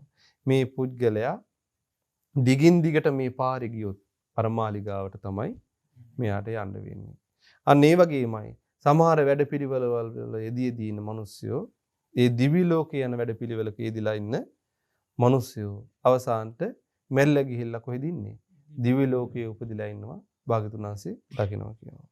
සාරිපුත්ත සමහර පුද්ගලයන්ගේ සිත ගැන මම මගේ සිතින් විමසලා මෙහිම දැනගන්නවා. මේ පුද්ගලයා ওই විදිහට ජීවත් වුණොත් දිගින් දිගටම ওই වැඩපිළිවෙල තුළ හිටියොත් ආශ්‍රයයන් ශේ කරලා ආශ්‍රව රහිත වෙලා මේ ජීවිතේ තමන්ගේම නුවණින් චිත්ත විමුක්තියක් ප්‍රඥා විමුක්තියක් සාක්ෂාත් කරලා ඒට පැමිණ වාසය කරනවා කියලා. පස්සේ කාලෙකී පුද්ගලයා ආශ්‍රව ශේ කරලා ආශ්‍රව රහිත වෙලා මේ ජීවිතේදීම තමන්ගේ විශිෂ්ට ඥානින් චිත්ත විමුක්තියත් ප්‍රඥා විමුක්තියත් සාක්ෂාත් කරලා ඒට පැමිණ පුදුමාකාර සැපයක් විඳ ඉන්න අයුරු දකින්න ලැබෙනවා. ඒක හරියට මෙන්න මේ වගේ දෙයක්. සීතල වතුර තියෙන හොඳට පෑදුණු නිල් කැටේ වගේ වතුර තියෙන පොකුණක් තියෙනවා. මේ පොකුණ වටේට ලස්සන සුදුවැලි තලාවකුත් තියෙනවා. ඔය පොකුණ ළඟින්ම ලස්සන කැලා පොඩ්ඩකුත් තියෙනවා. ඔතනට එන්න පාරකුත් තියෙනවා. ඉතින් ඔය පාර දිගේ එනවා පෑවිල්ලට අහුවෙලා කලාන්තේ හැදිලා වතුර පිපාසයේ තියෙන මිනිස්සෙක්. ඉතින් හොඳින් ඇස් ඇති කෙනෙකුට ඔය පුද්ගලයාව දකින්න ලැබෙනවා. එතකොට ඔහු මෙහෙම හිතනවා හරි. මේ පුද්ගලයා ඔය විදිහටම ආවොත් ඔය පාරෙම ආවොත් ඔය එන මාර්ගය වෙනස් කළේ නැත්තම් මේ පොකුණට තමයි මෙයා එන්නේ කියලා. ඉතින් ඒ පොකුණට බැහැලා හොඳට වතුර නාලා සීතල වතුර බීලා ඇඟේ ප්‍රති දාහය අමාරු ඔක්කොම සංසිඳවගෙන ඒ පොකුණෙන් ගොඩ වෙලා අර කැලේ තියෙන ගස් හේවනේ වාඩි වෙලා හරි හාන්සි වෙලා හරි පුදුමාකාර සැපයක් විඳ ඉන්නවා. පස්සේ කාලේ අර මිනිස්සයා දකින්නවා.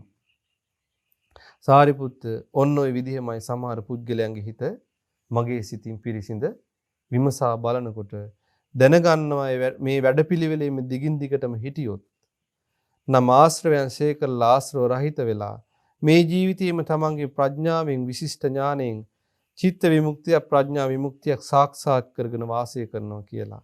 ඉතින් පස්සේ දවසක මට අර පුද්ගලයාව දකින්න ලැබෙනවා. ඒ විදිහට මේ වැඩපිළිවෙලෙ හික්මිලා ආශ්‍රව රහිත සිතින් අරහත්ත්වයටපත් වෙලා සුවසේ වාසය කරනවා දකින්න ලැබෙනවා.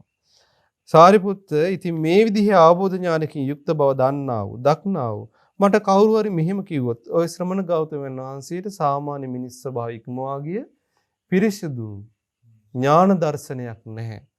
උන්වහන්සේ හොඳට තර්ක කරමින් කතා කරන කෙනෙක්.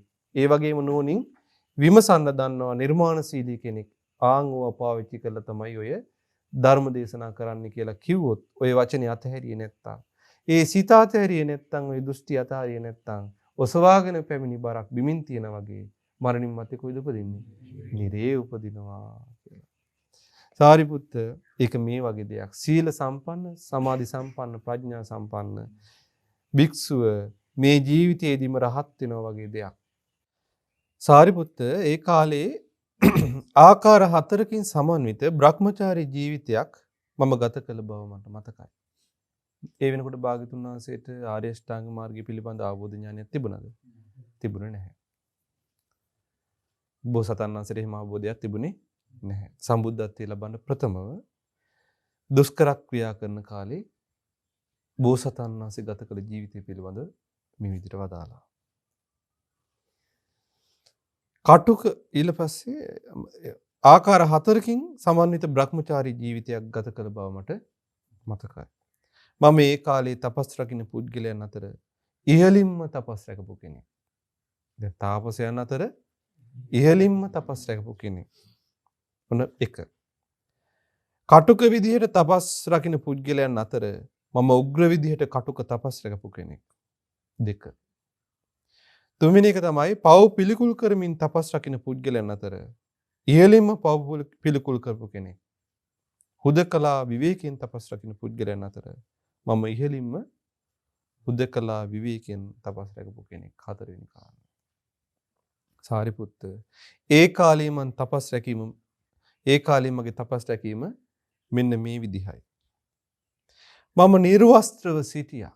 හිතන්න බලන්න අපිට එක දවසක් නිර්වස්ත්‍රව ওই කැලේකට වෙලා ඉන්න පුළුවන්ද කියලා. වස්ත්‍රයක් ළඟපාතක නැතුව එක රැයක් එක දවසක් ඉන්න එක කොච්චර දුෂ්කරද කියලා.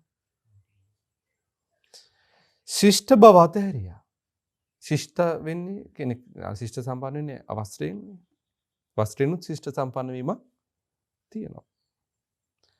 අතින් තමයි ආහාර පිළිගත්තේ. අතින්ම තමයි ආහාර ගත්තේ.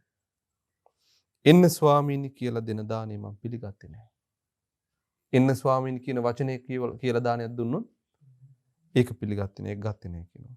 සිටින්න ස්වාමීනි ඔහොම පොඩ්ඩක් හිටගෙන ඉන්න කියලා එහෙම වචනයක් කියලා දුන්නොත් ඒ පිළිගන්නේ නැහැ. ඒතර දානේ අතහැරා මේ දානේ විතරයි මම ගන්නෙ කියලා යම් දානයක් බේරගත්තු හැටිම. ඊළඟට මා වෙනුවෙන් සැකසූ දානේ මම පිළිගත්තේ නැහැ. මම වෙනුවෙන් කවුරුහරි සකස් කරලා ගෙනාවොත් ඒක පිළිගත්තේ නැහැ. ආරාධනා කරලා දෙන දානේ මම පිළිගත්තේ නැහැ. හැලියේ උඩින් දෙන දානේ මම පිළිගත්තේ නැහැ. හැලියක උඩින් දානේ දුන්නොත් ඒක පිළිගන්නේ නැහැ. එලිපත්තේ ඉඳගෙන දෙන දානේ මම පිළිගත්තේ නැහැ. කණු දෙකක් අතර ඉඳගෙන දෙන දානේ මම පිළිගත්තේ නැහැ. මෝල් ගස් අතර හිටගෙන දෙන දානේ මම පිළිගත්තේ නැහැ. දෙන්නේ කෑම කකා සිටිද්දී එක්කෙනෙක් ඇවිත් දෙන දානේ මම පිළිගත්තේ නැහැ. එතකොට මේ එක එක මතවාද. එතකොට සමහර තාපසයෝ ආහාරයෙන් පිරිසිදු වෙන්නේ මෙන්න මෙහෙමයි කියලා හිතාන හිටියා. දැන් සමහර දැන් අද හිතේ තියන්නේ කොහොමද? එළවලු වලින් තමයි එළවලු වලින් මේක පිරිසිදු වෙන්න තියෙන්නේ. මස් මාළු ටිකක් මුසු වුණොත් මේවා ඒ බඩවල් අමුසොහනවා. එයාලා පිරිසිදු වෙනවා කියලා හිතාන ඉන්න අය නැද්ද? එයාලා හිතාරින්නේ සත්තු කනවා කියලා. එතකොට අන්න ඒ වගේ එක එක මතවාද තමයි මේ ඉදිරිපත් කළේ. ඒ කියන්නේ එක් සමහර තාපස පිරිසක් ඉන්නවා දෙන්නෙක් කකායේදී ඒ ඉතින් නැගිටලා දානෙ දුන්නොත් ඒක අපිරිසුදු දානයක්. ඒකෙන් අපිරිසුදු වෙනවා. දැන් ඒ විදිහ දාන අපි පිළිගන්නේ නැහැ කියපු මතවාදී දරු පිරිසක් හිටියා. ඒකත් පිළිපැද්දා.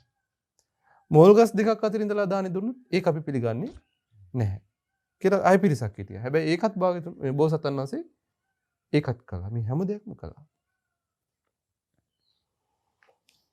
ගර්භණී මව්වරුන් දෙන දානෙ පිළිගත්තේ නැහැ. දරුවන්ට කිරිපොන තැනැත්ති දෙන දානෙ පිළිගත්තේ නැහැ. පුරුෂයෙක් ළඟට ගිය ස්ත්‍රිය දෙන දානෙ, ඒ කියන්නේ විවාහ වෙච්ච කාන්තාවක් දුන්නොත් දානෙ පිළිගත්තේ නැහැ. සමාදම් කරලා දෙන දානෙ පිළිගත්තේ නැහැ. දානෙ දෙන තැනක බල්ලෙක්වත් හිටියොත් ඌට නොදී දෙන දානෙ මම පිළිගත්තේ නැහැ. දානෙ දෙන තැන බල්ලෙක් හිටියොත් බල්ලට නොදී දුන්නොත් දානෙක පිළිගත්තේ නැහැ. මැස්සෝ කැටි ගහිලා පිරීලා ඉන්න තැන් වල ඉඳන් දෙන දානෙ මම පිළිගත්තේ නැහැ. ගොඩාක් මැස්සෝ හිටියොත් එතනින් දෙන දානෙ පිළිගත්තේ නැහැ. මස් වැළඳුවෙත් නැහැ. මාළු වැළඳුවෙත් නැහැ. අනේ කලේ මස් වළඳලත් නැහැ. මාළු වළඳලත් නැහැ. මේ දෘෂ්ටියත් එනන් තිබිලා මුලින් බෝසත් කාලේ. මටත් උක තිබුණේ අවුරුදු 2ක් පැවිදි වෙන්න ඉස්සෙල්ලා මම දන්නේ ධර්මය දන්නේ ඉති කාලේ මටත් ඔය මිත්‍යා දෘෂ්ටිය තිබුණා මස් මාළු කෑමෙන් පිරිසුදු වෙනවා මස් මාළු කෑමෙන් අපිරිසුදු වෙනවා මස් මාළු කන අය මහා සත්පුරුෂයෝ මස් මාළු කන්නේ නැති අය සත්පුරුෂයෝ මස් මාළු කන අය ගඳ එනවා කියලා නිකන් 아무තු සංකල්පයක් ඉති තියෙන මස් මාළු කන අය පහත් මස් මාළු නොකන අය උසස් කියලා. හැබැයි බලනකොට කරලා තියෙන්නේ අත්තුක්කංසන පරම්වම්බන තම උසස් කොට සලකලා අනුත් දාය පහත් කොට සලකලා ඒකින් සතුට වෙවි වාසය කරලා. දන්නේම නැතුව හිතේ අධර්මයක් ගොඩ නැගිලා. බුදුරජාණන් වහන්සේගේ ධර්මයේ දැනගත්තු සැනින් එසැනින් ඒ දෘෂ්ටිය එහෙම දුර වෙලා ගියත හැරියා. ඊළඟට සුරාබි වෙත් නැහැ. රාබි වෙත් නැහැ. ඇයි ඒ කාලේ තාපසවරු ඉඳලා තියෙනවා සුරා බොන. දැන් අද කාලේ ගංජා බොන්නේ තාපසවරු. දැන් කොහෙද තාපසවරු ගංජා බොන්නේ? හිමාලයේ එක දිගට ගංජා බොනවා. ගංජා සුරුට්ටුව ගහක භාවනා කරනවා. ඒ වගේ තමයි ඉස්සර රාබීලා ඒ විදිහට භාවනා කරපු තාපසවරුත් ඉඳලා තියෙනවා. ඊළඟට ලෝණසෝවිරික කියන මත්පැන් జాතියත් පිළිගත්තේ නැහැ. ඒක ටිකක් රසට හදන එකක් පළතුරු එහෙම දාලා. අන්න ඒක පිළිගත්තේ නැහැ. සමහර දවස්වලට එක ගෙදරකින් එක බත් පිටක් පමණක් අරගෙන යපුණා. එක ගෙදරකින් එක බත් පිට කියපෙන්නේ. ගෙවල් දෙකකින් බත් පිටු දෙකක් අරගෙන යපුණා. අය ප්‍රතිපදාවක් අනුගමනය කරා ගෙවල් දෙකකින් බත් පිටු දෙකයි. ගෙවල් 4කින් බත් පිටු 4ක් අරගෙනත් යපුණා. ඉතා කුඩා එක බත් හැන්දෙනුත් යපුණා. ඉතා කුඩා බත් හැන්දෙකුනුත් යපුණා. ඉතා කුඩා බත් හැඳි දෙකකුනුත් යපුණා. ඉතා කුඩා බත් හැඳි 4කුනුත් යපුණා. ඇතැම් දවස්වලට මම දවසට එක්වරක් පමණක් දානි ගත්තා. දවස් 2කට වරක් දානි ගත්තා. දවස් 4කට එක වේලක් දානි ගත්තා. සති 2කටම එක වේලක් දානි ගත්තා. මේ විදිහට මම ඒ කාලේ දානි ගත්තේ. අපි එහෙම කළා නම් ගෑස් ටිකුත් හැදිලා වෙන්න තියෙන හදිය ඔක්කොම වෙනවා මේ ශරීරයට. ඒ දිතිස් මහා පුරුෂ ලක්ෂණය යුතුයතුමෙක් කරපු දේ සාමාන්‍ය කෙනෙකුට කරන්න බෑ. කල්පනා කරලා බලන්න අවබෝධයක් පිණිස වෙහෙසිච්ච වෙහෙසිල්ල. ආයස්මතුනි හිතට ගන්න මේ කවුරු වෙනුවෙන්ද? අපි වෙනුවෙන් නෙමෙයි. මම වෙනුවෙන්. අපි වෙනුවෙන් කිව්වොත් ඒකත් නිකන් පැත්තට යනවා වගේ. හිතන්න තමන් අනේ මගේ බුදුරජාණන් වහන්සේ මම වෙනුවෙන් මෙච්චර වෙහෙසිලා තියෙන්නේ. ඇයි? අපිට ධර්මය දෙන්නේ තමාටද ලැබෙන්නේ? තමාට ලැබෙන්නේ. එහෙනම් තමා වෙනුවෙන් මේ වෙහෙසිලා තියෙන්නේ. ඒක ලේසි පහසු වෙහෙසිල්ලක්ද? එතකොට තමයි බුදුරජාණන් වහන්සේ කෙරෙහි මනාකොට ශාස්ත්‍ර ගෞරවය ඇති වෙන්නේ. ඇත්තටම හිතන්න බලන්න. මම ඒ කාලේ අමුකොළ විතරක් වැළඳුවා. කාලයක් තිබ්බ මොනවාද? අමුකොළ විතරයි වළඳන්නේ. තනහාල් විතරක් වැළඳුවා. අය කාලයක් තිබුණා තනහාල් විතරයි වැළඳුවේ. දැන් මේ වලින් පිරිසුදු වෙනවා කියලා හිතාන හිටියේ. හාල් විතරක් වැළඳුවා. ඊට පස්සේ හාල් විතරක් කන්න වළඳන්න ගත්තා. ගස් වල පොතු කහට විතරක් වැළඳුවා. ගස් වල ලාටු විතරක් වැළඳුවා. සමහර කාලවලදී මොනවද වැළඳුවේ? ලාටු හොයා. සුනුසහල් විතරක් වැළඳුවා. හුනුසහල් වලින් පිරිසුදු වෙනවා කියලා ආයෙ කෙනෙක් කිව්වා. ඊට පස්සේ අන්න ඒකත් වැළඳුවා. බත් තිව්වම හැදෙන පෙන විතරක් වැළඳුවා. හිතුණා බත් තිව්වම හැදෙන පෙන වලින් යපුණාම හරි කියලා. එහෙම පිරිසකුත් ඉඳලා ඒ කාලේ. තල ඇට විතරක් වැළඳුවා. තල විතරක් වළඳපු කාලයක් තිබුණා. තනකොළ විතරක් වැළඳුවා. තනකොළත් වළඳලා.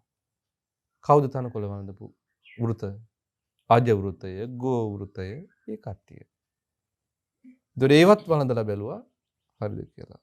ගොම විතරක් වැළඳුවා. ලදරු වස්සන්ගේ ගොම වළඳ හිතන්න බලන්න. ගොම වළඳ කාලයක් ඉඳලා. ගස්වල මුළුයි ගෙඩි විතරක් වැළඳුවා. ගස් මුලට වැටිච්ච ගෙඩියක් විතරක් වැළඳුවා. ඒ කොහොමද? ඔන්න ගහක් මුලට ගිහිල්ලා වාඩි වෙනවා. වැඩ ඉඳලා බලනවා හරියට ඉර මුදුන් වෙන වෙලාවේ හෙවණැල්ල තියෙන්නේ කොහොමද කියලා. ඒක ඇඳ ගන්නවා.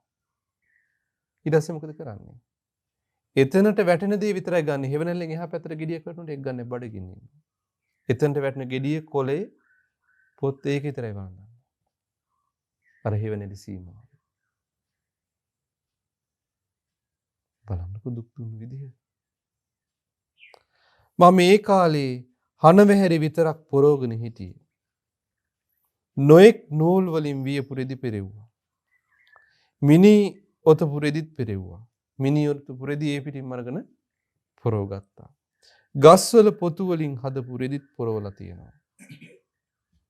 ගස්වල පොතු වලින් හදපු රෙදිත් පොරවලා තියෙනවා. අඳුන් දිවියන්ගේ හැමත් පොරවලා තියෙනවා. අඳුන් මුවාගේ හැමත් පොරවලා තියෙනවා. කුසතන වලින් හදපු ගෝනිත් පොරවගෙන හිටියා. හිතන්න බලන්න කුසතන වලින් හදපු ගෝනිත් පොරවගෙන ඉඳලා. එළුවන්ගේ හැමත් පොරවලා තියෙනවා. කෙස් වලින් හදපු කබායත් පොරවලා තියෙනවා. මහත් කරකස එකක්. ආස්ව ලොම් වලින් හදපු කබායත් පොරවගෙන හිටියා. ඒකත් හරිම කරකසයි. බකමූණු පිහාට වලින් හදපු කබායත් පොරවලා තියෙනවා. එහෙම කවුරු හරි කියනවනම් බකමූණු පිහාට පොරවලා තමයි ඊතර වෙන්නේ කියලා. බෝසත් බුදුරජාණන් වහන්සේ ඒක දන්න එක බොරුවක් කියලා. ඒ කාලේ මම කෙස් රැවුල් උදුරන්නයි පුරුදු වෙලා හිටියේ. කොහොමද? තල්ලට දෙකක් අරගෙන චරස් ගාලා කෙස් රැවුල් උදුරනවා. උදුර විසි කරන කොහොම ඇද්දරිදීම. ආසනවල වාඩි වීම ප්‍රතික්ෂේප කළා. බිම විතරයි වාඩි වෙන්නේ. මම හිටියේ උඩු බැලි අතට. මම උක්කුටියෙන් කියන්නේ කකුලේ ඇඟිලි තුඩු වලින් වාඩි වෙලා තමයි භාවනා කළේ. උක්කුටියෙන් ඉඳගෙන භාවනා කළේ. කුටියෙන් ඉන්න පුළුවන් දෙච්චර වෙලා. කටු ගහපු ලෑලි උඩ මම සක්මන් කළා. කටු ගහපු ලෑලි උඩ සක්මන් කරලා අවබෝධ ඥානෙ පිණිස. කටු ගහපු ලෑලි උඩ මං හාන්සි වෙලා හිටියා. කටු ගහපු ලෑලි උඩ හාන්සි වෙලා ඉඳලා. දවසට 3 වතාවක් වතුරේ බැහැලා කිමිදිලා තපස් රැක්ක. උදේ පාන්දර සීතලේ වතුරට බහිනවා. පිරිසුදු වෙන්න කියලා. මහ දවාලෙත් වතුරට බහිනවා. රැටත් වතුරට බැහැලා මුළු ශරීරෙම බාගෙන ඉන්නවා.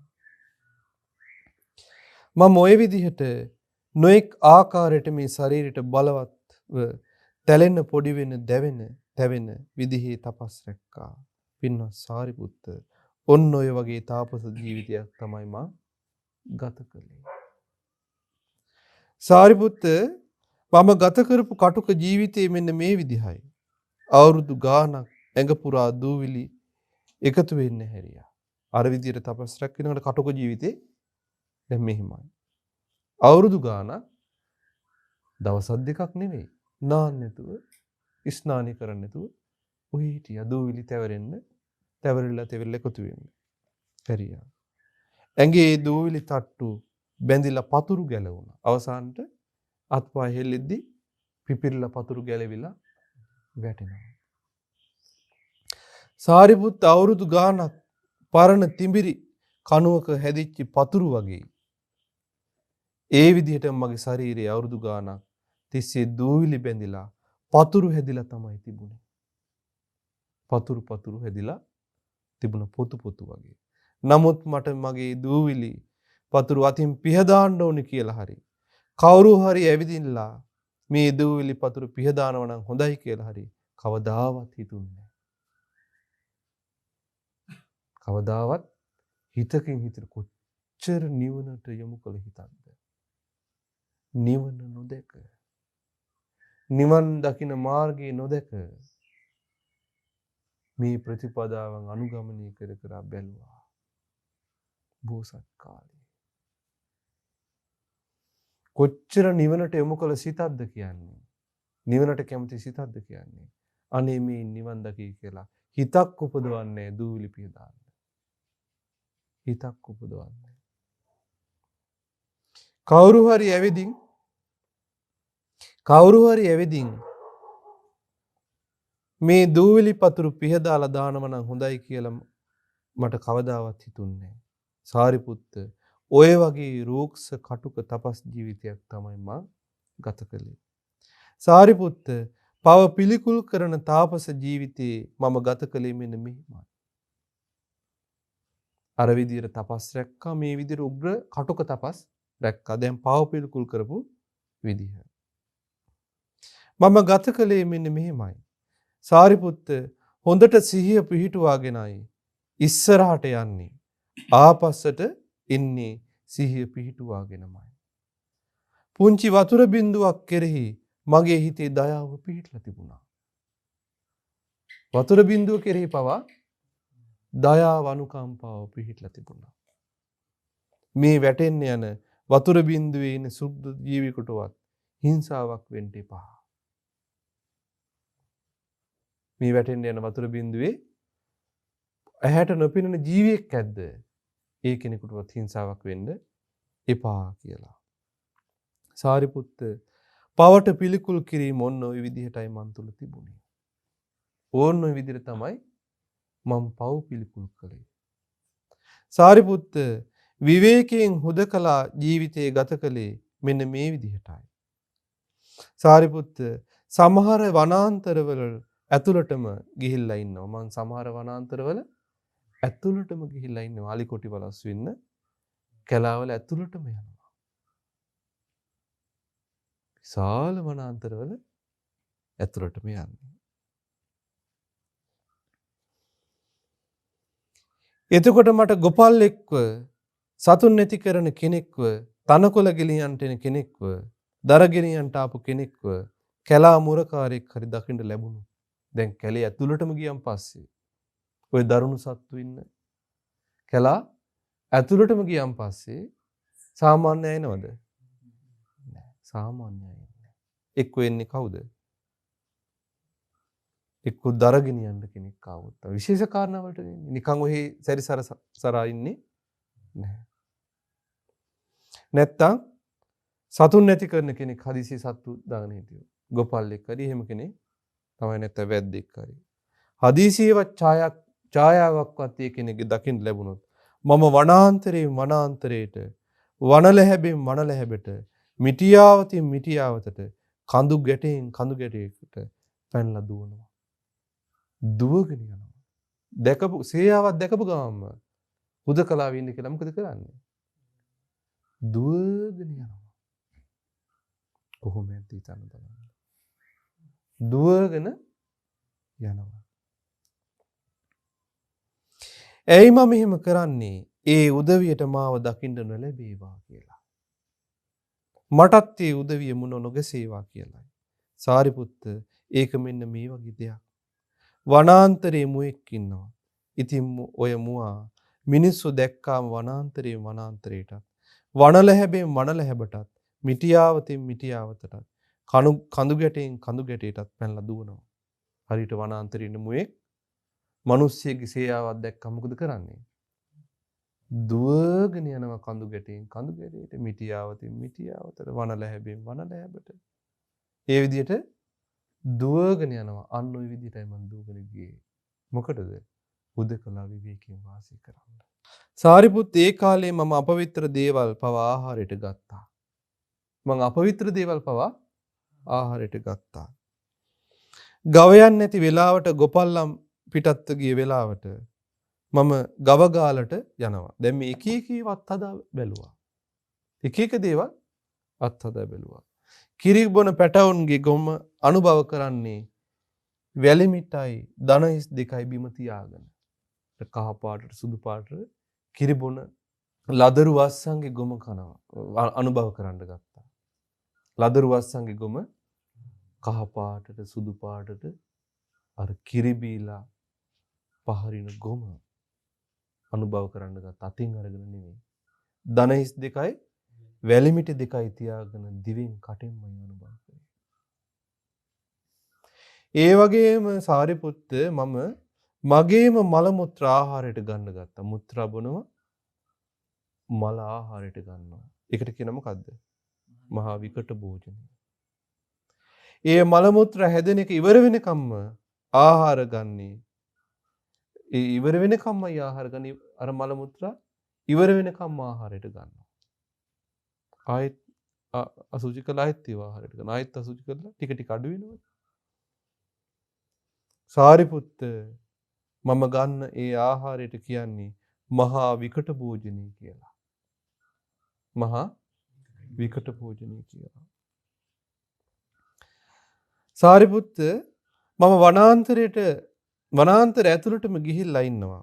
ඒ වනාන්තරවල බිහිසුණු බව මේ විදිහයි. රාගයේ දුරු නොකළ කෙනෙක් ඒ වනාන්තරයට ඇතුළට ගියොත් පුදුම විදිහට බයටපත් වෙනවා. ඇඟේ මවිල් කෙලින් වෙනවා. සාරිපුත්ත මම මේ වනාන්තරයට ගිහින් හිම වැටෙන සීතල රාත්‍රියට එලිමහනේ සක්මන් කර කර ඉන්නවා. හිම වැටෙන සීතල රාත්‍රියේ එලිමහනේ සක්මන් කර කර ඉන්නවා. මම දවල් කාලේ වනලැහැබක් ඇතුලේ ඉන්නවා. ග්‍රීස්ම කාලේ අන්තිම මාසේ දවල්ට එලිමහනේ තමයි ඉන්නේ. ග්‍රීස්ම කාලේ අන්තිම කාලේ කියන හොඳට පෑවිල්ල. ඒ කාලේ දවල්ට වනලැහැබට යන්නේ නැහැ. කොහෙද ඉන්නේ? එලිමහනේ. හැම පිච්චින්න. රැයට වනලැහැබකට යනවා. රැයට කොහෙද යන්නේ? වනලැහැබකට. ඉතින් සාරිපුත්ත මම එහෙම ඉන්නකොට මම කවදාවත් අහලා නැති මෙන්න මේ ආශ්චර්යමත් ගාථාවන් මගේ හිතට වැටහුණා. කවදාවත් අහලා නැහැ. නමුත් මේ ගාථාවන් මගේ හිත තුළින්ම පැන නැංගා. පාරිශුද්ධ ජීවිතයක් සොයමින් යන මුනිවරයෙක් වන මම නිර්වස්ත්‍රවයි ඉන්නේ. එතකොට මේව කලේ වස්ත්‍ර ඇඳගෙනද? නෑ, නිර්වස්ත්‍රවයි. පායන කාලෙට අවුවෙන් පිච්චි ඉන්නවා. පායන කාලෙට අවුවෙන් පිච්චි ඉන්නවා. හිම වැටෙන කාලට අධික සීතලෙ තෙමි ඉන්නවා. බිහිසුණු වනාන්තරේ තනියම ඉන්නවා. කවුරුත්ම නැහැ. ඇඳුමකුත් නැහැ. බිහිසුණු වනාන්තරේ තනියම ඉන්නවා. බිහිසුණු අරමුණු නැද්ද? ඒ බිහිසුණු අරමුණු බෝසතාණන් වහන්සේට බිහිසුණු නැහැ. බිහිසුණු වෙන විදියට ගන්නෙ නැහැ. සීතල නැති කරන්න ගිනි ගොඩක්වත් ළඟට ගියේ නැහැ. හිම වැටෙන සීතලේ හිටියා. සීතල නැති කරගන්න කියලා ගිනි ගොඩක් ළඟට ගියේ නැහැ. සාරිපුත්ත මම සොහොනට ගිහිල්ලත් නිදා ගන්නවා. අමු සොහොනේ අද වගේ ආය පොළොවස්සට දාලා කොන්ක්‍රීට් දාලා සීල් කරලා නැහැ. අමු සොහොනේ. ඕජස් ගලලා සත්තු වෙනවා. රැයටත් සත්තු වෙනවා. දවල්ටත් සත්තු වෙනවා. ආන්නේ සොහොනේ නිදා ගන්නවා සොහොනට කියලා. කොට්ටෙට තියන්නේ මිනියට. මිනියට තමයි හිස් කබල් තමයි කොට්ටෙට ගන්න. රෑ මහ රෑ. හිස් කබලක් කොළුවේ තියාන අමු සොහොනේ සැතපීලා ඉන්නවා. ලීස කෙනෙකුට කරන්න පුළුවන්. මේ බුදුරජාණන් වහන්සේ නෙවෙයි තාම. බෝසතාණන් වහන්සේ සම්බුද්ධත්වයට ලබන්න ඉස්සෙල්ලා රාග දේශ මොහ තියෙන කාලේ. එතකොට ගොපළු පැටව ඒ කියන්නේ ගොපළු ළමයි. මා ළඟට ඇවිදින් මට කෙල ගහනවා. මන් ළඟට ඇවිල්ලා මට කෙල ගහනවා. මගේ ඇඟට මූත්‍රාත් කරනවා. මොකද කරන්නේ? අර කොල්ලෝ ඇවිල්ලා මූත්‍රාත් කරනවා. පස් වලිනුත් ගහනවා. මගේ කම් වලට ඉරටුත් ගහනවා. කොච්චර පව් කරගෙනද? සාරිපුත්ත මට ඒ දරුවන් ගැන තරහසිතක් නම් ඇති උනේ නැහැ. ඒත් මට ඒ දරුවන් ගැන මේ රජ කෙනෙක් මේ ගොපල්ලෝ ඇවිල්ලා කන් වලට කූටු ගහනවා. මුත්‍රා කරනවා. පස් වලින් ගහනවා. ඒ තරහක් ගත්තේ නැහැ. සාරිපුත්ත මේ විදිහටයි මම ගත කරපු උපේක්ෂාසගත තපස් ජීවිතය. උපේක්ෂාවෙන් හිටියේ අන්න එහෙමයි. සාරිපුත්ත මේ විදිහට කියන මේ වගේ මතදරන සමහර ශ්‍රමණක් බ්‍රාහ්මණයන් ඉන්නවා. ආහාරයෙන් පිරිසුදු වෙන්න පුළුවන් කියලා. ඉතින් ඒ උදවිය මෙහෙම කියනවා. අපි ජීවත් වෙන්නේ මසංගෙඩි වලින් විතරයි. අපි ජීවත් වෙන්නේ මසන් ගෙඩි වලින් විතරයි කියලා. නමුත් ඔවුන් මසන් ගෙඩිත් කනවා. එතකොට මසන් ගෙඩිත් කනවා. මසන් වේලලා පිටි කරගෙනත් කනවා. ඊට පස්සේ මසන් වේලලා පිටි කරගෙනත් කනවා. අර මතවාදයෙන් විතරක් ඉන්නේ මේ මතවාදය ඇතුළේ ඒක රාමු කරගෙන කරන්න පුළුවන් ඔක්කොම දේවල් මසන් වලින් කරනවා. වතුරේ දාලා මිරිකලා අයිස්මත් බොනවා. මසන් වලින් හදන එක එක කැවිලි ಜಾති තියෙනවා. ඒවත් කනවා. ඒ සාරිපුත්ත මම නම් ඒ කාලේ එකම එක මසන් ගෙඩියක් විතරයි ආහාරයට ගත්තේ. ඒ වගේ මත දරන අය අතරට ගිහිල්ලා එකම එක මසන් ගෙඩියක් විතරක් දවසට ආහාරයට අරගෙන ජීවත් වුණා. සාරිපුත්ත ඔබට හිතෙන්න පුළුවනි ඇත්තෙන්ම ඒ දවස්වල මසන් ගෙඩිය ලොකුවට තිබුණවද්ද කියලා. ඒ දවස්වල මසන් ගෙඩිය පොල් ගෙඩිය වගේවත් තිබුණද කියලා කෙනෙකුට හිතෙන්න ඔබට හිතෙන්නත් පුළුවන්. නෑ සාරිපුත්ත. එහෙම උනේ නෑ. ඔයාද දකින්න මසන් ගෙඩියේ ප්‍රමාණයම තමයි එදත් තිබුණේ. ඉතින් සාරිපුත්ත මම එකම එක මසන් ගෙඩියකින් ජීවත් වෙනකොට මගේ මේ ශරීරය පුදුම විදිහට කෙට්ටු වෙලා ගියා. කළු වැල් පුරුක් වගේ පෙනුනේ. අසීතික වැල් පුරුක් වගේ පෙනුනේ. මම ওই විදිහට ඊටමත් යාන්තමින් ආහාර ගත්තු නිසා මගේ ඇඟපොත හොඳටම කෙට්ටු වෙලා ගියා. ඇඟපොත හොඳටම කෙට්ටු වෙලා ගියා. මම ආහාර කොයිතරම් අඩුවෙන් ගත්තද කිව්වොත් මගේ තට්ටම් කෙට්ටු වෙලා ගියේ ඔටුවෙකුගේ පිය සටහන් වගේ. වට්ටනාවලි කියන ගැට හැදිච්ච වැල් జాතියක් තියෙනවා. මගේ කොඳු වැට පේලියත් ඒ වගේ වුණා. වට්ටනාලනේ වැල් වගේ වුණා. ආහාර අඩුවෙන් ගත්තු නිසා තමයි ඒ විදිහට උනේ. ඒ වගේම ගොඩාක් දිරපු ශාලාවක වහලේ පරාල තියෙන එහාට මෙහාට උස් පහත් වෙලා ආහාර අඩුවෙන් ගැනීම කොයිතරම්ද කිව්වොත් මගේ පපුවේ ඉල ඇට පෙනුනේ ඒ විදිහටමයි. ඉල ඇට පෙනුනේ ඒ විදිහටමයි. ඒ වගේම ගැඹුරු ළිඳක් තියෙනවා කියලා හිතන්න. ඒ ළිඳ කොච්චර ගැඹුරුද කිව්වොත් වතුර ටික යාන්තමට දිලිසෙනවා විතරයි පේන්නේ. ওই විදිහටම මගේ S2 S වලේ යටටම ගිලිලා යාන්තමට දිලිසුණා. හිතන්න බලන්න S බෝලේ ඕජාව අඩු වෙන්න. නැත්තම් S බෝලේ ඕජස් ටික අඩු වෙලා ගිහිල්ලා S බෝලේ යටට යන්නේ මස් දේ අඩු වෙලා. කොච්චරනම් කිට්ටු වෙන්නේ නැද්ද? S වලේ ඇතුළට බැහැ ගන්න. ආහාර අඩුවෙන් ගත්තු නිසා තමයි එහෙම උනේ.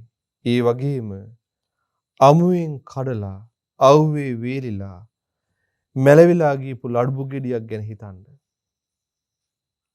දලු ලබු ගෙඩියක් අරගෙන සාමාන්‍ය ඒක කඩලා අවුවට දැම්මට පස්සේ මගේ හිසේ හමත් ආන්නේ විදිහට මැලවිලා නැත්නම් සාමාන්‍ය පැහුණ හරි සාමාන්‍ය ගානේ ලබු ගෙඩියක් අරගෙන මොකද කරන්නේ? ඒක අවුවෙන් දානවා. එතකොට මොකද වෙන්නේ? ඒක මැලවිලා යනවා වේලිලා.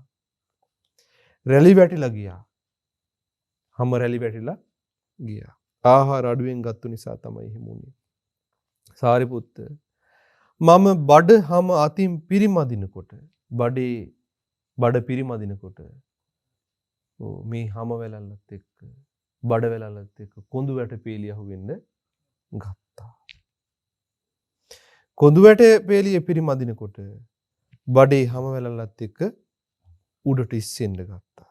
ඒ කියන්නේ මේ පැත්තට ඒකට ඇලිලා.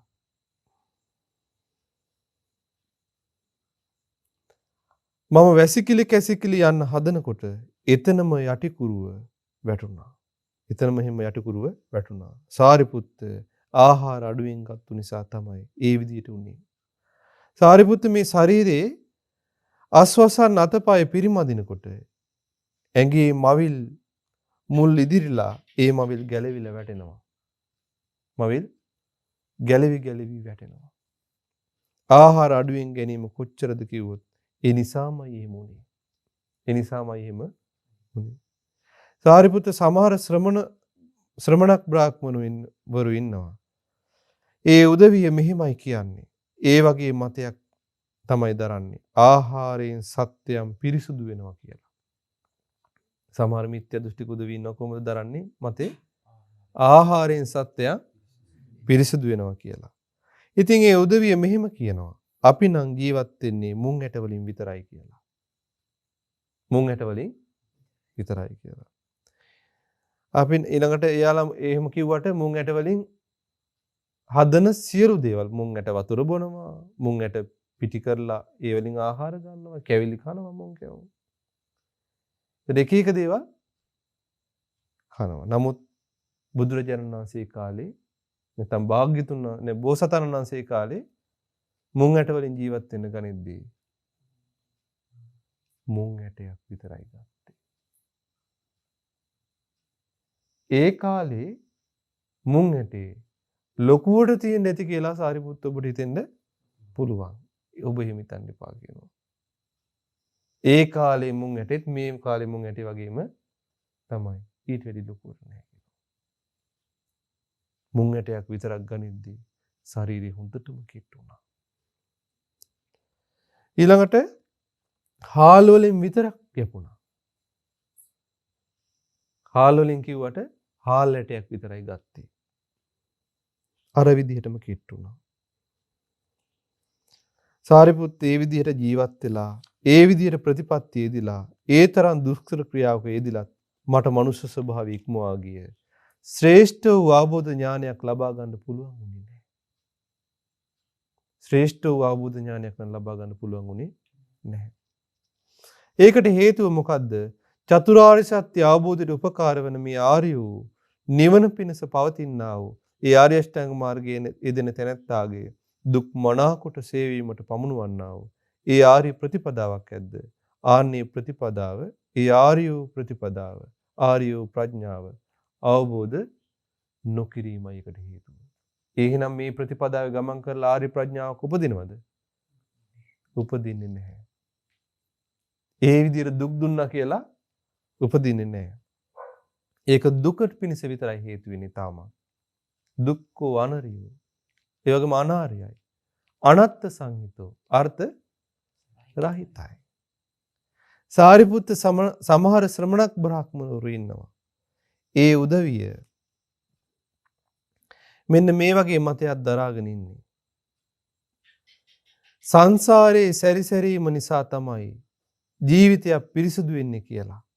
සාරිපුත්ත ඉතින් ඒක එහෙමනම් මම සංසාරේ සැරිසරන්න පටන් ගත්තු ගමන තුල මේසා දීර්ඝ කාලයක් තිස්සේ යම් තැනක සැරිසැරුවේ නැත්තම් ඒ වගේ තැන් තියෙන ඊටම අඩුවෙන්. කොහෙද? සුද්ධාවාස දිව්‍ය ලෝකේ ඇරෙන්න එහෙම තැනක් හොයාගන්නවත් නැහැ. එහෙනම් සමහරු කියන ගැරන්ටි කුලේ ඉපදුන්නේ කාක්කෙක් වෙලා ඉපදුන්නේ බොරු කතා. ඉපදුන්නේ නැත් එකම එක තැන. කොහෙද? සුද්ධාවාසෙ විතරයි. ඉතින් සාරිපුත්ත මම සුද්ධාවාස දිව්‍ය ලෝකේ සැරිසරුවා නම් ආයේ කවදාවත් මේ ලෝකෙට එන්නේ නැහැ. ඒකට හේතුව මොකද්ද? සුද්ධාවාස බ්‍රහ්ම ලෝකෙ උපදින්නේ අනාගාමී අය විතරයි. සාරිපුත්ත සමහර ශ්‍රමණක් බ්‍රාහ්මණවරු ඉන්නවා. ඒ උදවිය මේ වගේ මතයක් දරාගෙන මේ වගේ දෙයක් කියාගෙන යන්නේ. මේ සත්‍යයන් පිරිසුදු වෙන්නේ ඉපදීම නිසා කියලා. සාරිපුත්ත ඉතින් ඒ කාරණේ එහෙමනම් දීර්ඝ කාලයක් තිස්සේ මං ඉපදුණු නැති තැනක් හොයනවා නම් ඒකත් ලේසි දෙයක් නෙවෙයි. කොහෙද ඉපදුන්නේ නැත්තේ? සුද්ධාවාස දෙවියන් නැත්තම් බ්‍රහ්මයන් අතර විතරයි ඉපදුන්නේ නැත්තේ. සාරිපුත්ත සුද්ධාවාස දෙවියන් අතර මං ඉපදුනා නම් ආයෙත් මේ ලෝකෙට එන්නේ නැහැ. සමහර ශ්‍රමණක් බ්‍රාහ්මණවරු ඉන්නවා. ඒ උදවිය කියන්නේ කොහොමද? සත්‍යයන් පිරිසුදු බවට පත් වෙන්නේ යාග කිරීමෙන් කියලා. ඒක එහෙමනම් වේසා දීර්ඝ සංසාරේ මම නොකළ යාගයක් තියෙනවා නම් එබඳු යාගයක් හොයා ගන්නවා කියන එක ලේසි වැඩක් නෙවෙයි. මම ඔටුනු පැලඳු රජෙක් හැටියට සිටිද්දී ප්‍රභු බ්‍රාහ්මණයෙක් වෙලා සිටිද්දී කොතරම්නම් යාග කන්දරාවක් කරලා තියෙනවද? එන යාග ඕන තරම් අපිට කරලාද නැද්ද? කරලා. සාරිපුත්ත සමහර ශ්‍රමණක් බ්‍රාහ්මණවරු ඉන්නවා. ඒ උදවිය මෙන්න මේ වගේ මතයක් දරාගෙන මේ වගේ දෙයක් තමයි කියාගෙන යන්නේ. මේ සත්‍යයන් පිරිසුදු වෙන්නේ ගිනි පූජාවලින් කියලා. සාරිපුත්ත ඒක එහෙමනම් මේ සා දීර්ඝ සංසාරේ මන් නොකරපු ගිනි පූජාවක් හොයා ගන්නව නම් ඒක ලේසි දෙයක් නෙවෙයි. ඔටුනු පැළඳු රජෙක් හැටියට සිටිද්දිත් බ්‍රාහ්මණ ප්‍රභූවරුවෙක් හැටියට සිටිද්දිත් මං සංසාරයේ ගෙවපු අවස්ථාවලදී කරලා තියෙන ගිනි පූජාවල් කන්දරාව මොන තරම්ද? මෙච්චරයි කියලා කියන්නේ බෑ. එච්චර ගිනි පූජාවල් කරලා. ඇතැම් ශ්‍රමණක් බ්‍රාහ්මණවරු ඉන්නවා ඔවුන් දරන්නේ මෙන්න මේ වගේ මතයක්. ඇත්තෙන්ම මේ පුද්ගලයා ගත කරන තරුණ කාලේ නිසා මේ කලු කෙස් තියෙන භද්‍ර යවුන කාලේ ජීවිතයේ මුල් අවදිය ගෙවන කාලේ නිසා ඥාන ශක්තිය බොහොම හොඳට තියෙනවා. ඒත් මෙයා වයසට යනකොට ජරා ජීර්ණ වෙලා මහලු වෙලා යනකොට අවුරුදු 80ක් 90ක් 100ක් විතර වෙනකොට ওই ඥාන ශක්තිය පිරීලා යනවා කියලා. නමුත් සාරිපුත්ත දැන් බලන්න මට අවුරුදු 80ක් වෙනවා. එහෙනම් අවුරුදු 80 කාලේ පින්වම් පාණ්ඩ කිට්ටු වෙලා තමයි මේක දේශනා කරලා තියෙන්නේ. මේ දේශනා කරලා මාස කිහිපයකින් කවුද අපවත් වුනේ? පින්වම් පෑවේ. සාරිපුත්තයන් වහන්සේ පින්වම් පෑවා. මම දැන් ජරා ජීර්ණ වෙලා මහලු වෙලා හොඳටම වයසට ගිහිල්ලා ඉන්නේ. මම හොඳටම අවුරුදු 80 වෙලා වයසට ගිහිල්ලා ඉන්නේ. සාරිපුත්ත අවුරුදු 100ක් ආයුෂ තියෙන අවුරුදු 100ක්ම ජීවත් වෙන වහාම කරුණු කාරණා වැටහෙන විදිහේ නුවණකින් යුතු හොඳ මතක ශක්තියක් තියෙන හොඳ සිහියෙන් යුතු ප්‍රඥාව දියුණු ඊටාම දියුණු ශ්‍රාවකයන් 4 දෙනෙක් මගේ ළඟ ඉන්නවා කියලා හිතන්න. ඒ ශ්‍රාවකයන් කොච්චර දක්ෂද කියලා කිව්වොත් හොඳට දුනු ශිල්පී ඉගෙන ගත්තු. ඒ ගැනම ඊටා දක්ෂ දුනුවායෙක් හැල්ලු ඊතලයක් අරගෙන බොහෝම ලේසියෙන් තල් කොලයක් සිදුරු කරගෙන යන්න විදිනවා වගේ අර ශ්‍රාවකයන් 4 දෙනා ওই විදිහට අතිශය බලවත් නුවණක් තියෙනවා. අතිශය බලවත් නුවණක් තියෙනවා. ඊටාම තියුණු මතක ශක්තියක් තියෙනවා. හොඳට සිහියක් තියෙනවා. නුවණයි මතක ශක්තියයි සිහියයි.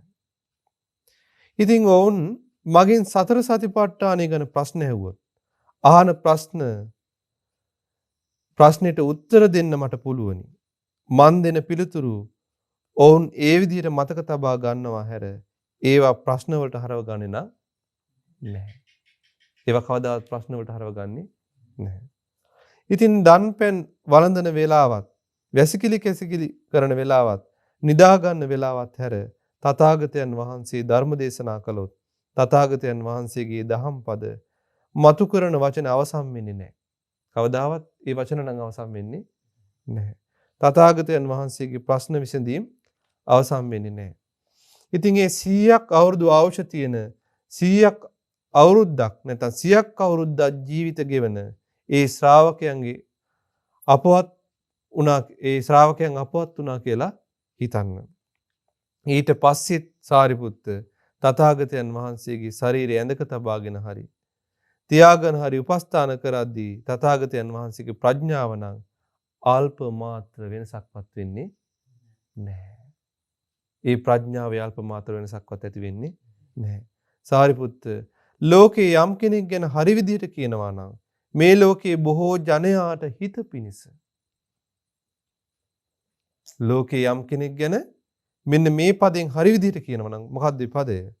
ලෝකේ බොහෝ ජනයාට හිත පිණිස බොහෝ ජනයාට සුව පිණිස ලෝකයා කෙරෙහි අනුකම්පා පිණිස දෙව් මිනිස් ලෝකයාගේ යහපත සලසන මුලාවෙන් තොරව සිටින කෙනෙක් ඉන්නවාය කියලා කවුරු ගැනද කියන්න තියෙන්නේ? මා ගැන තමයි ඒ විදිහට හඳුන්වා දෙන්න තියෙන්නේ භාග්‍යතුන් වහන්සේ වදාලා. ඒ තථාගත රහත් සම්මා සම්බුදුරජාණන් වහන්සේ ගැන. මේ ලෝකේ බොහෝ ජනයාට හිත පිණිස බොහෝ ජනයාට සුව පිණිස ලෝකයා කෙරෙහි අනුකම්පා තියෙන දෙව් මිනිස් ලෝකයාගේ යහපත සලසන මුලාවෙන් තොරව සිටින කෙනායි කියලා.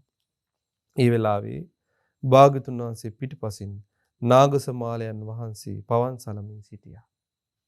නාගසමාලයන් වහන්සේ පවන් සලමින් සිටියා. එතකොට ආයුෂ්මත් නාගසමාලයන් වහන්සේ භාග්‍යතුන් වහන්සේගෙන් මෙහෙම ඇහුවා. ස්වාමීනි හරිම ආශ්චර්යයි. හරිම අద్භූතයි. ස්වාමීනි මේ ධර්ම දේශනාව ඇහුවට පස්සේ මගේ ඇඟේ මවිල් කෙලින් වුණා. ස්වාමීනි මේ ධර්ම දේශනාවේ නම මොකක්ද? එහෙමනම් නාගසමාල. එහෙමනම් ඔබ මේ ධර්ම පරයය ලෝමහංසන පරයය කියලා මතක තියාගන්න. ඇඟේ මවිල් කෙලින් වෙන දහම් ක්‍රමය. ලෝමහංසන පරයය. භාග්‍යතුන් වහන්සේ මේ දේශනාව වදාලා ආයුෂ්මත් නාගසමාලයන් වහන්සේ ඒ ගැන ගොඩාක් සතුටු වුණා. භාග්‍යතුන් වහන්සේගේ මේ දේශනාව සාදුනාද නම්මමින් ඊතා සතුටින් පිළිගත්තා. සාදු සාදු සාදු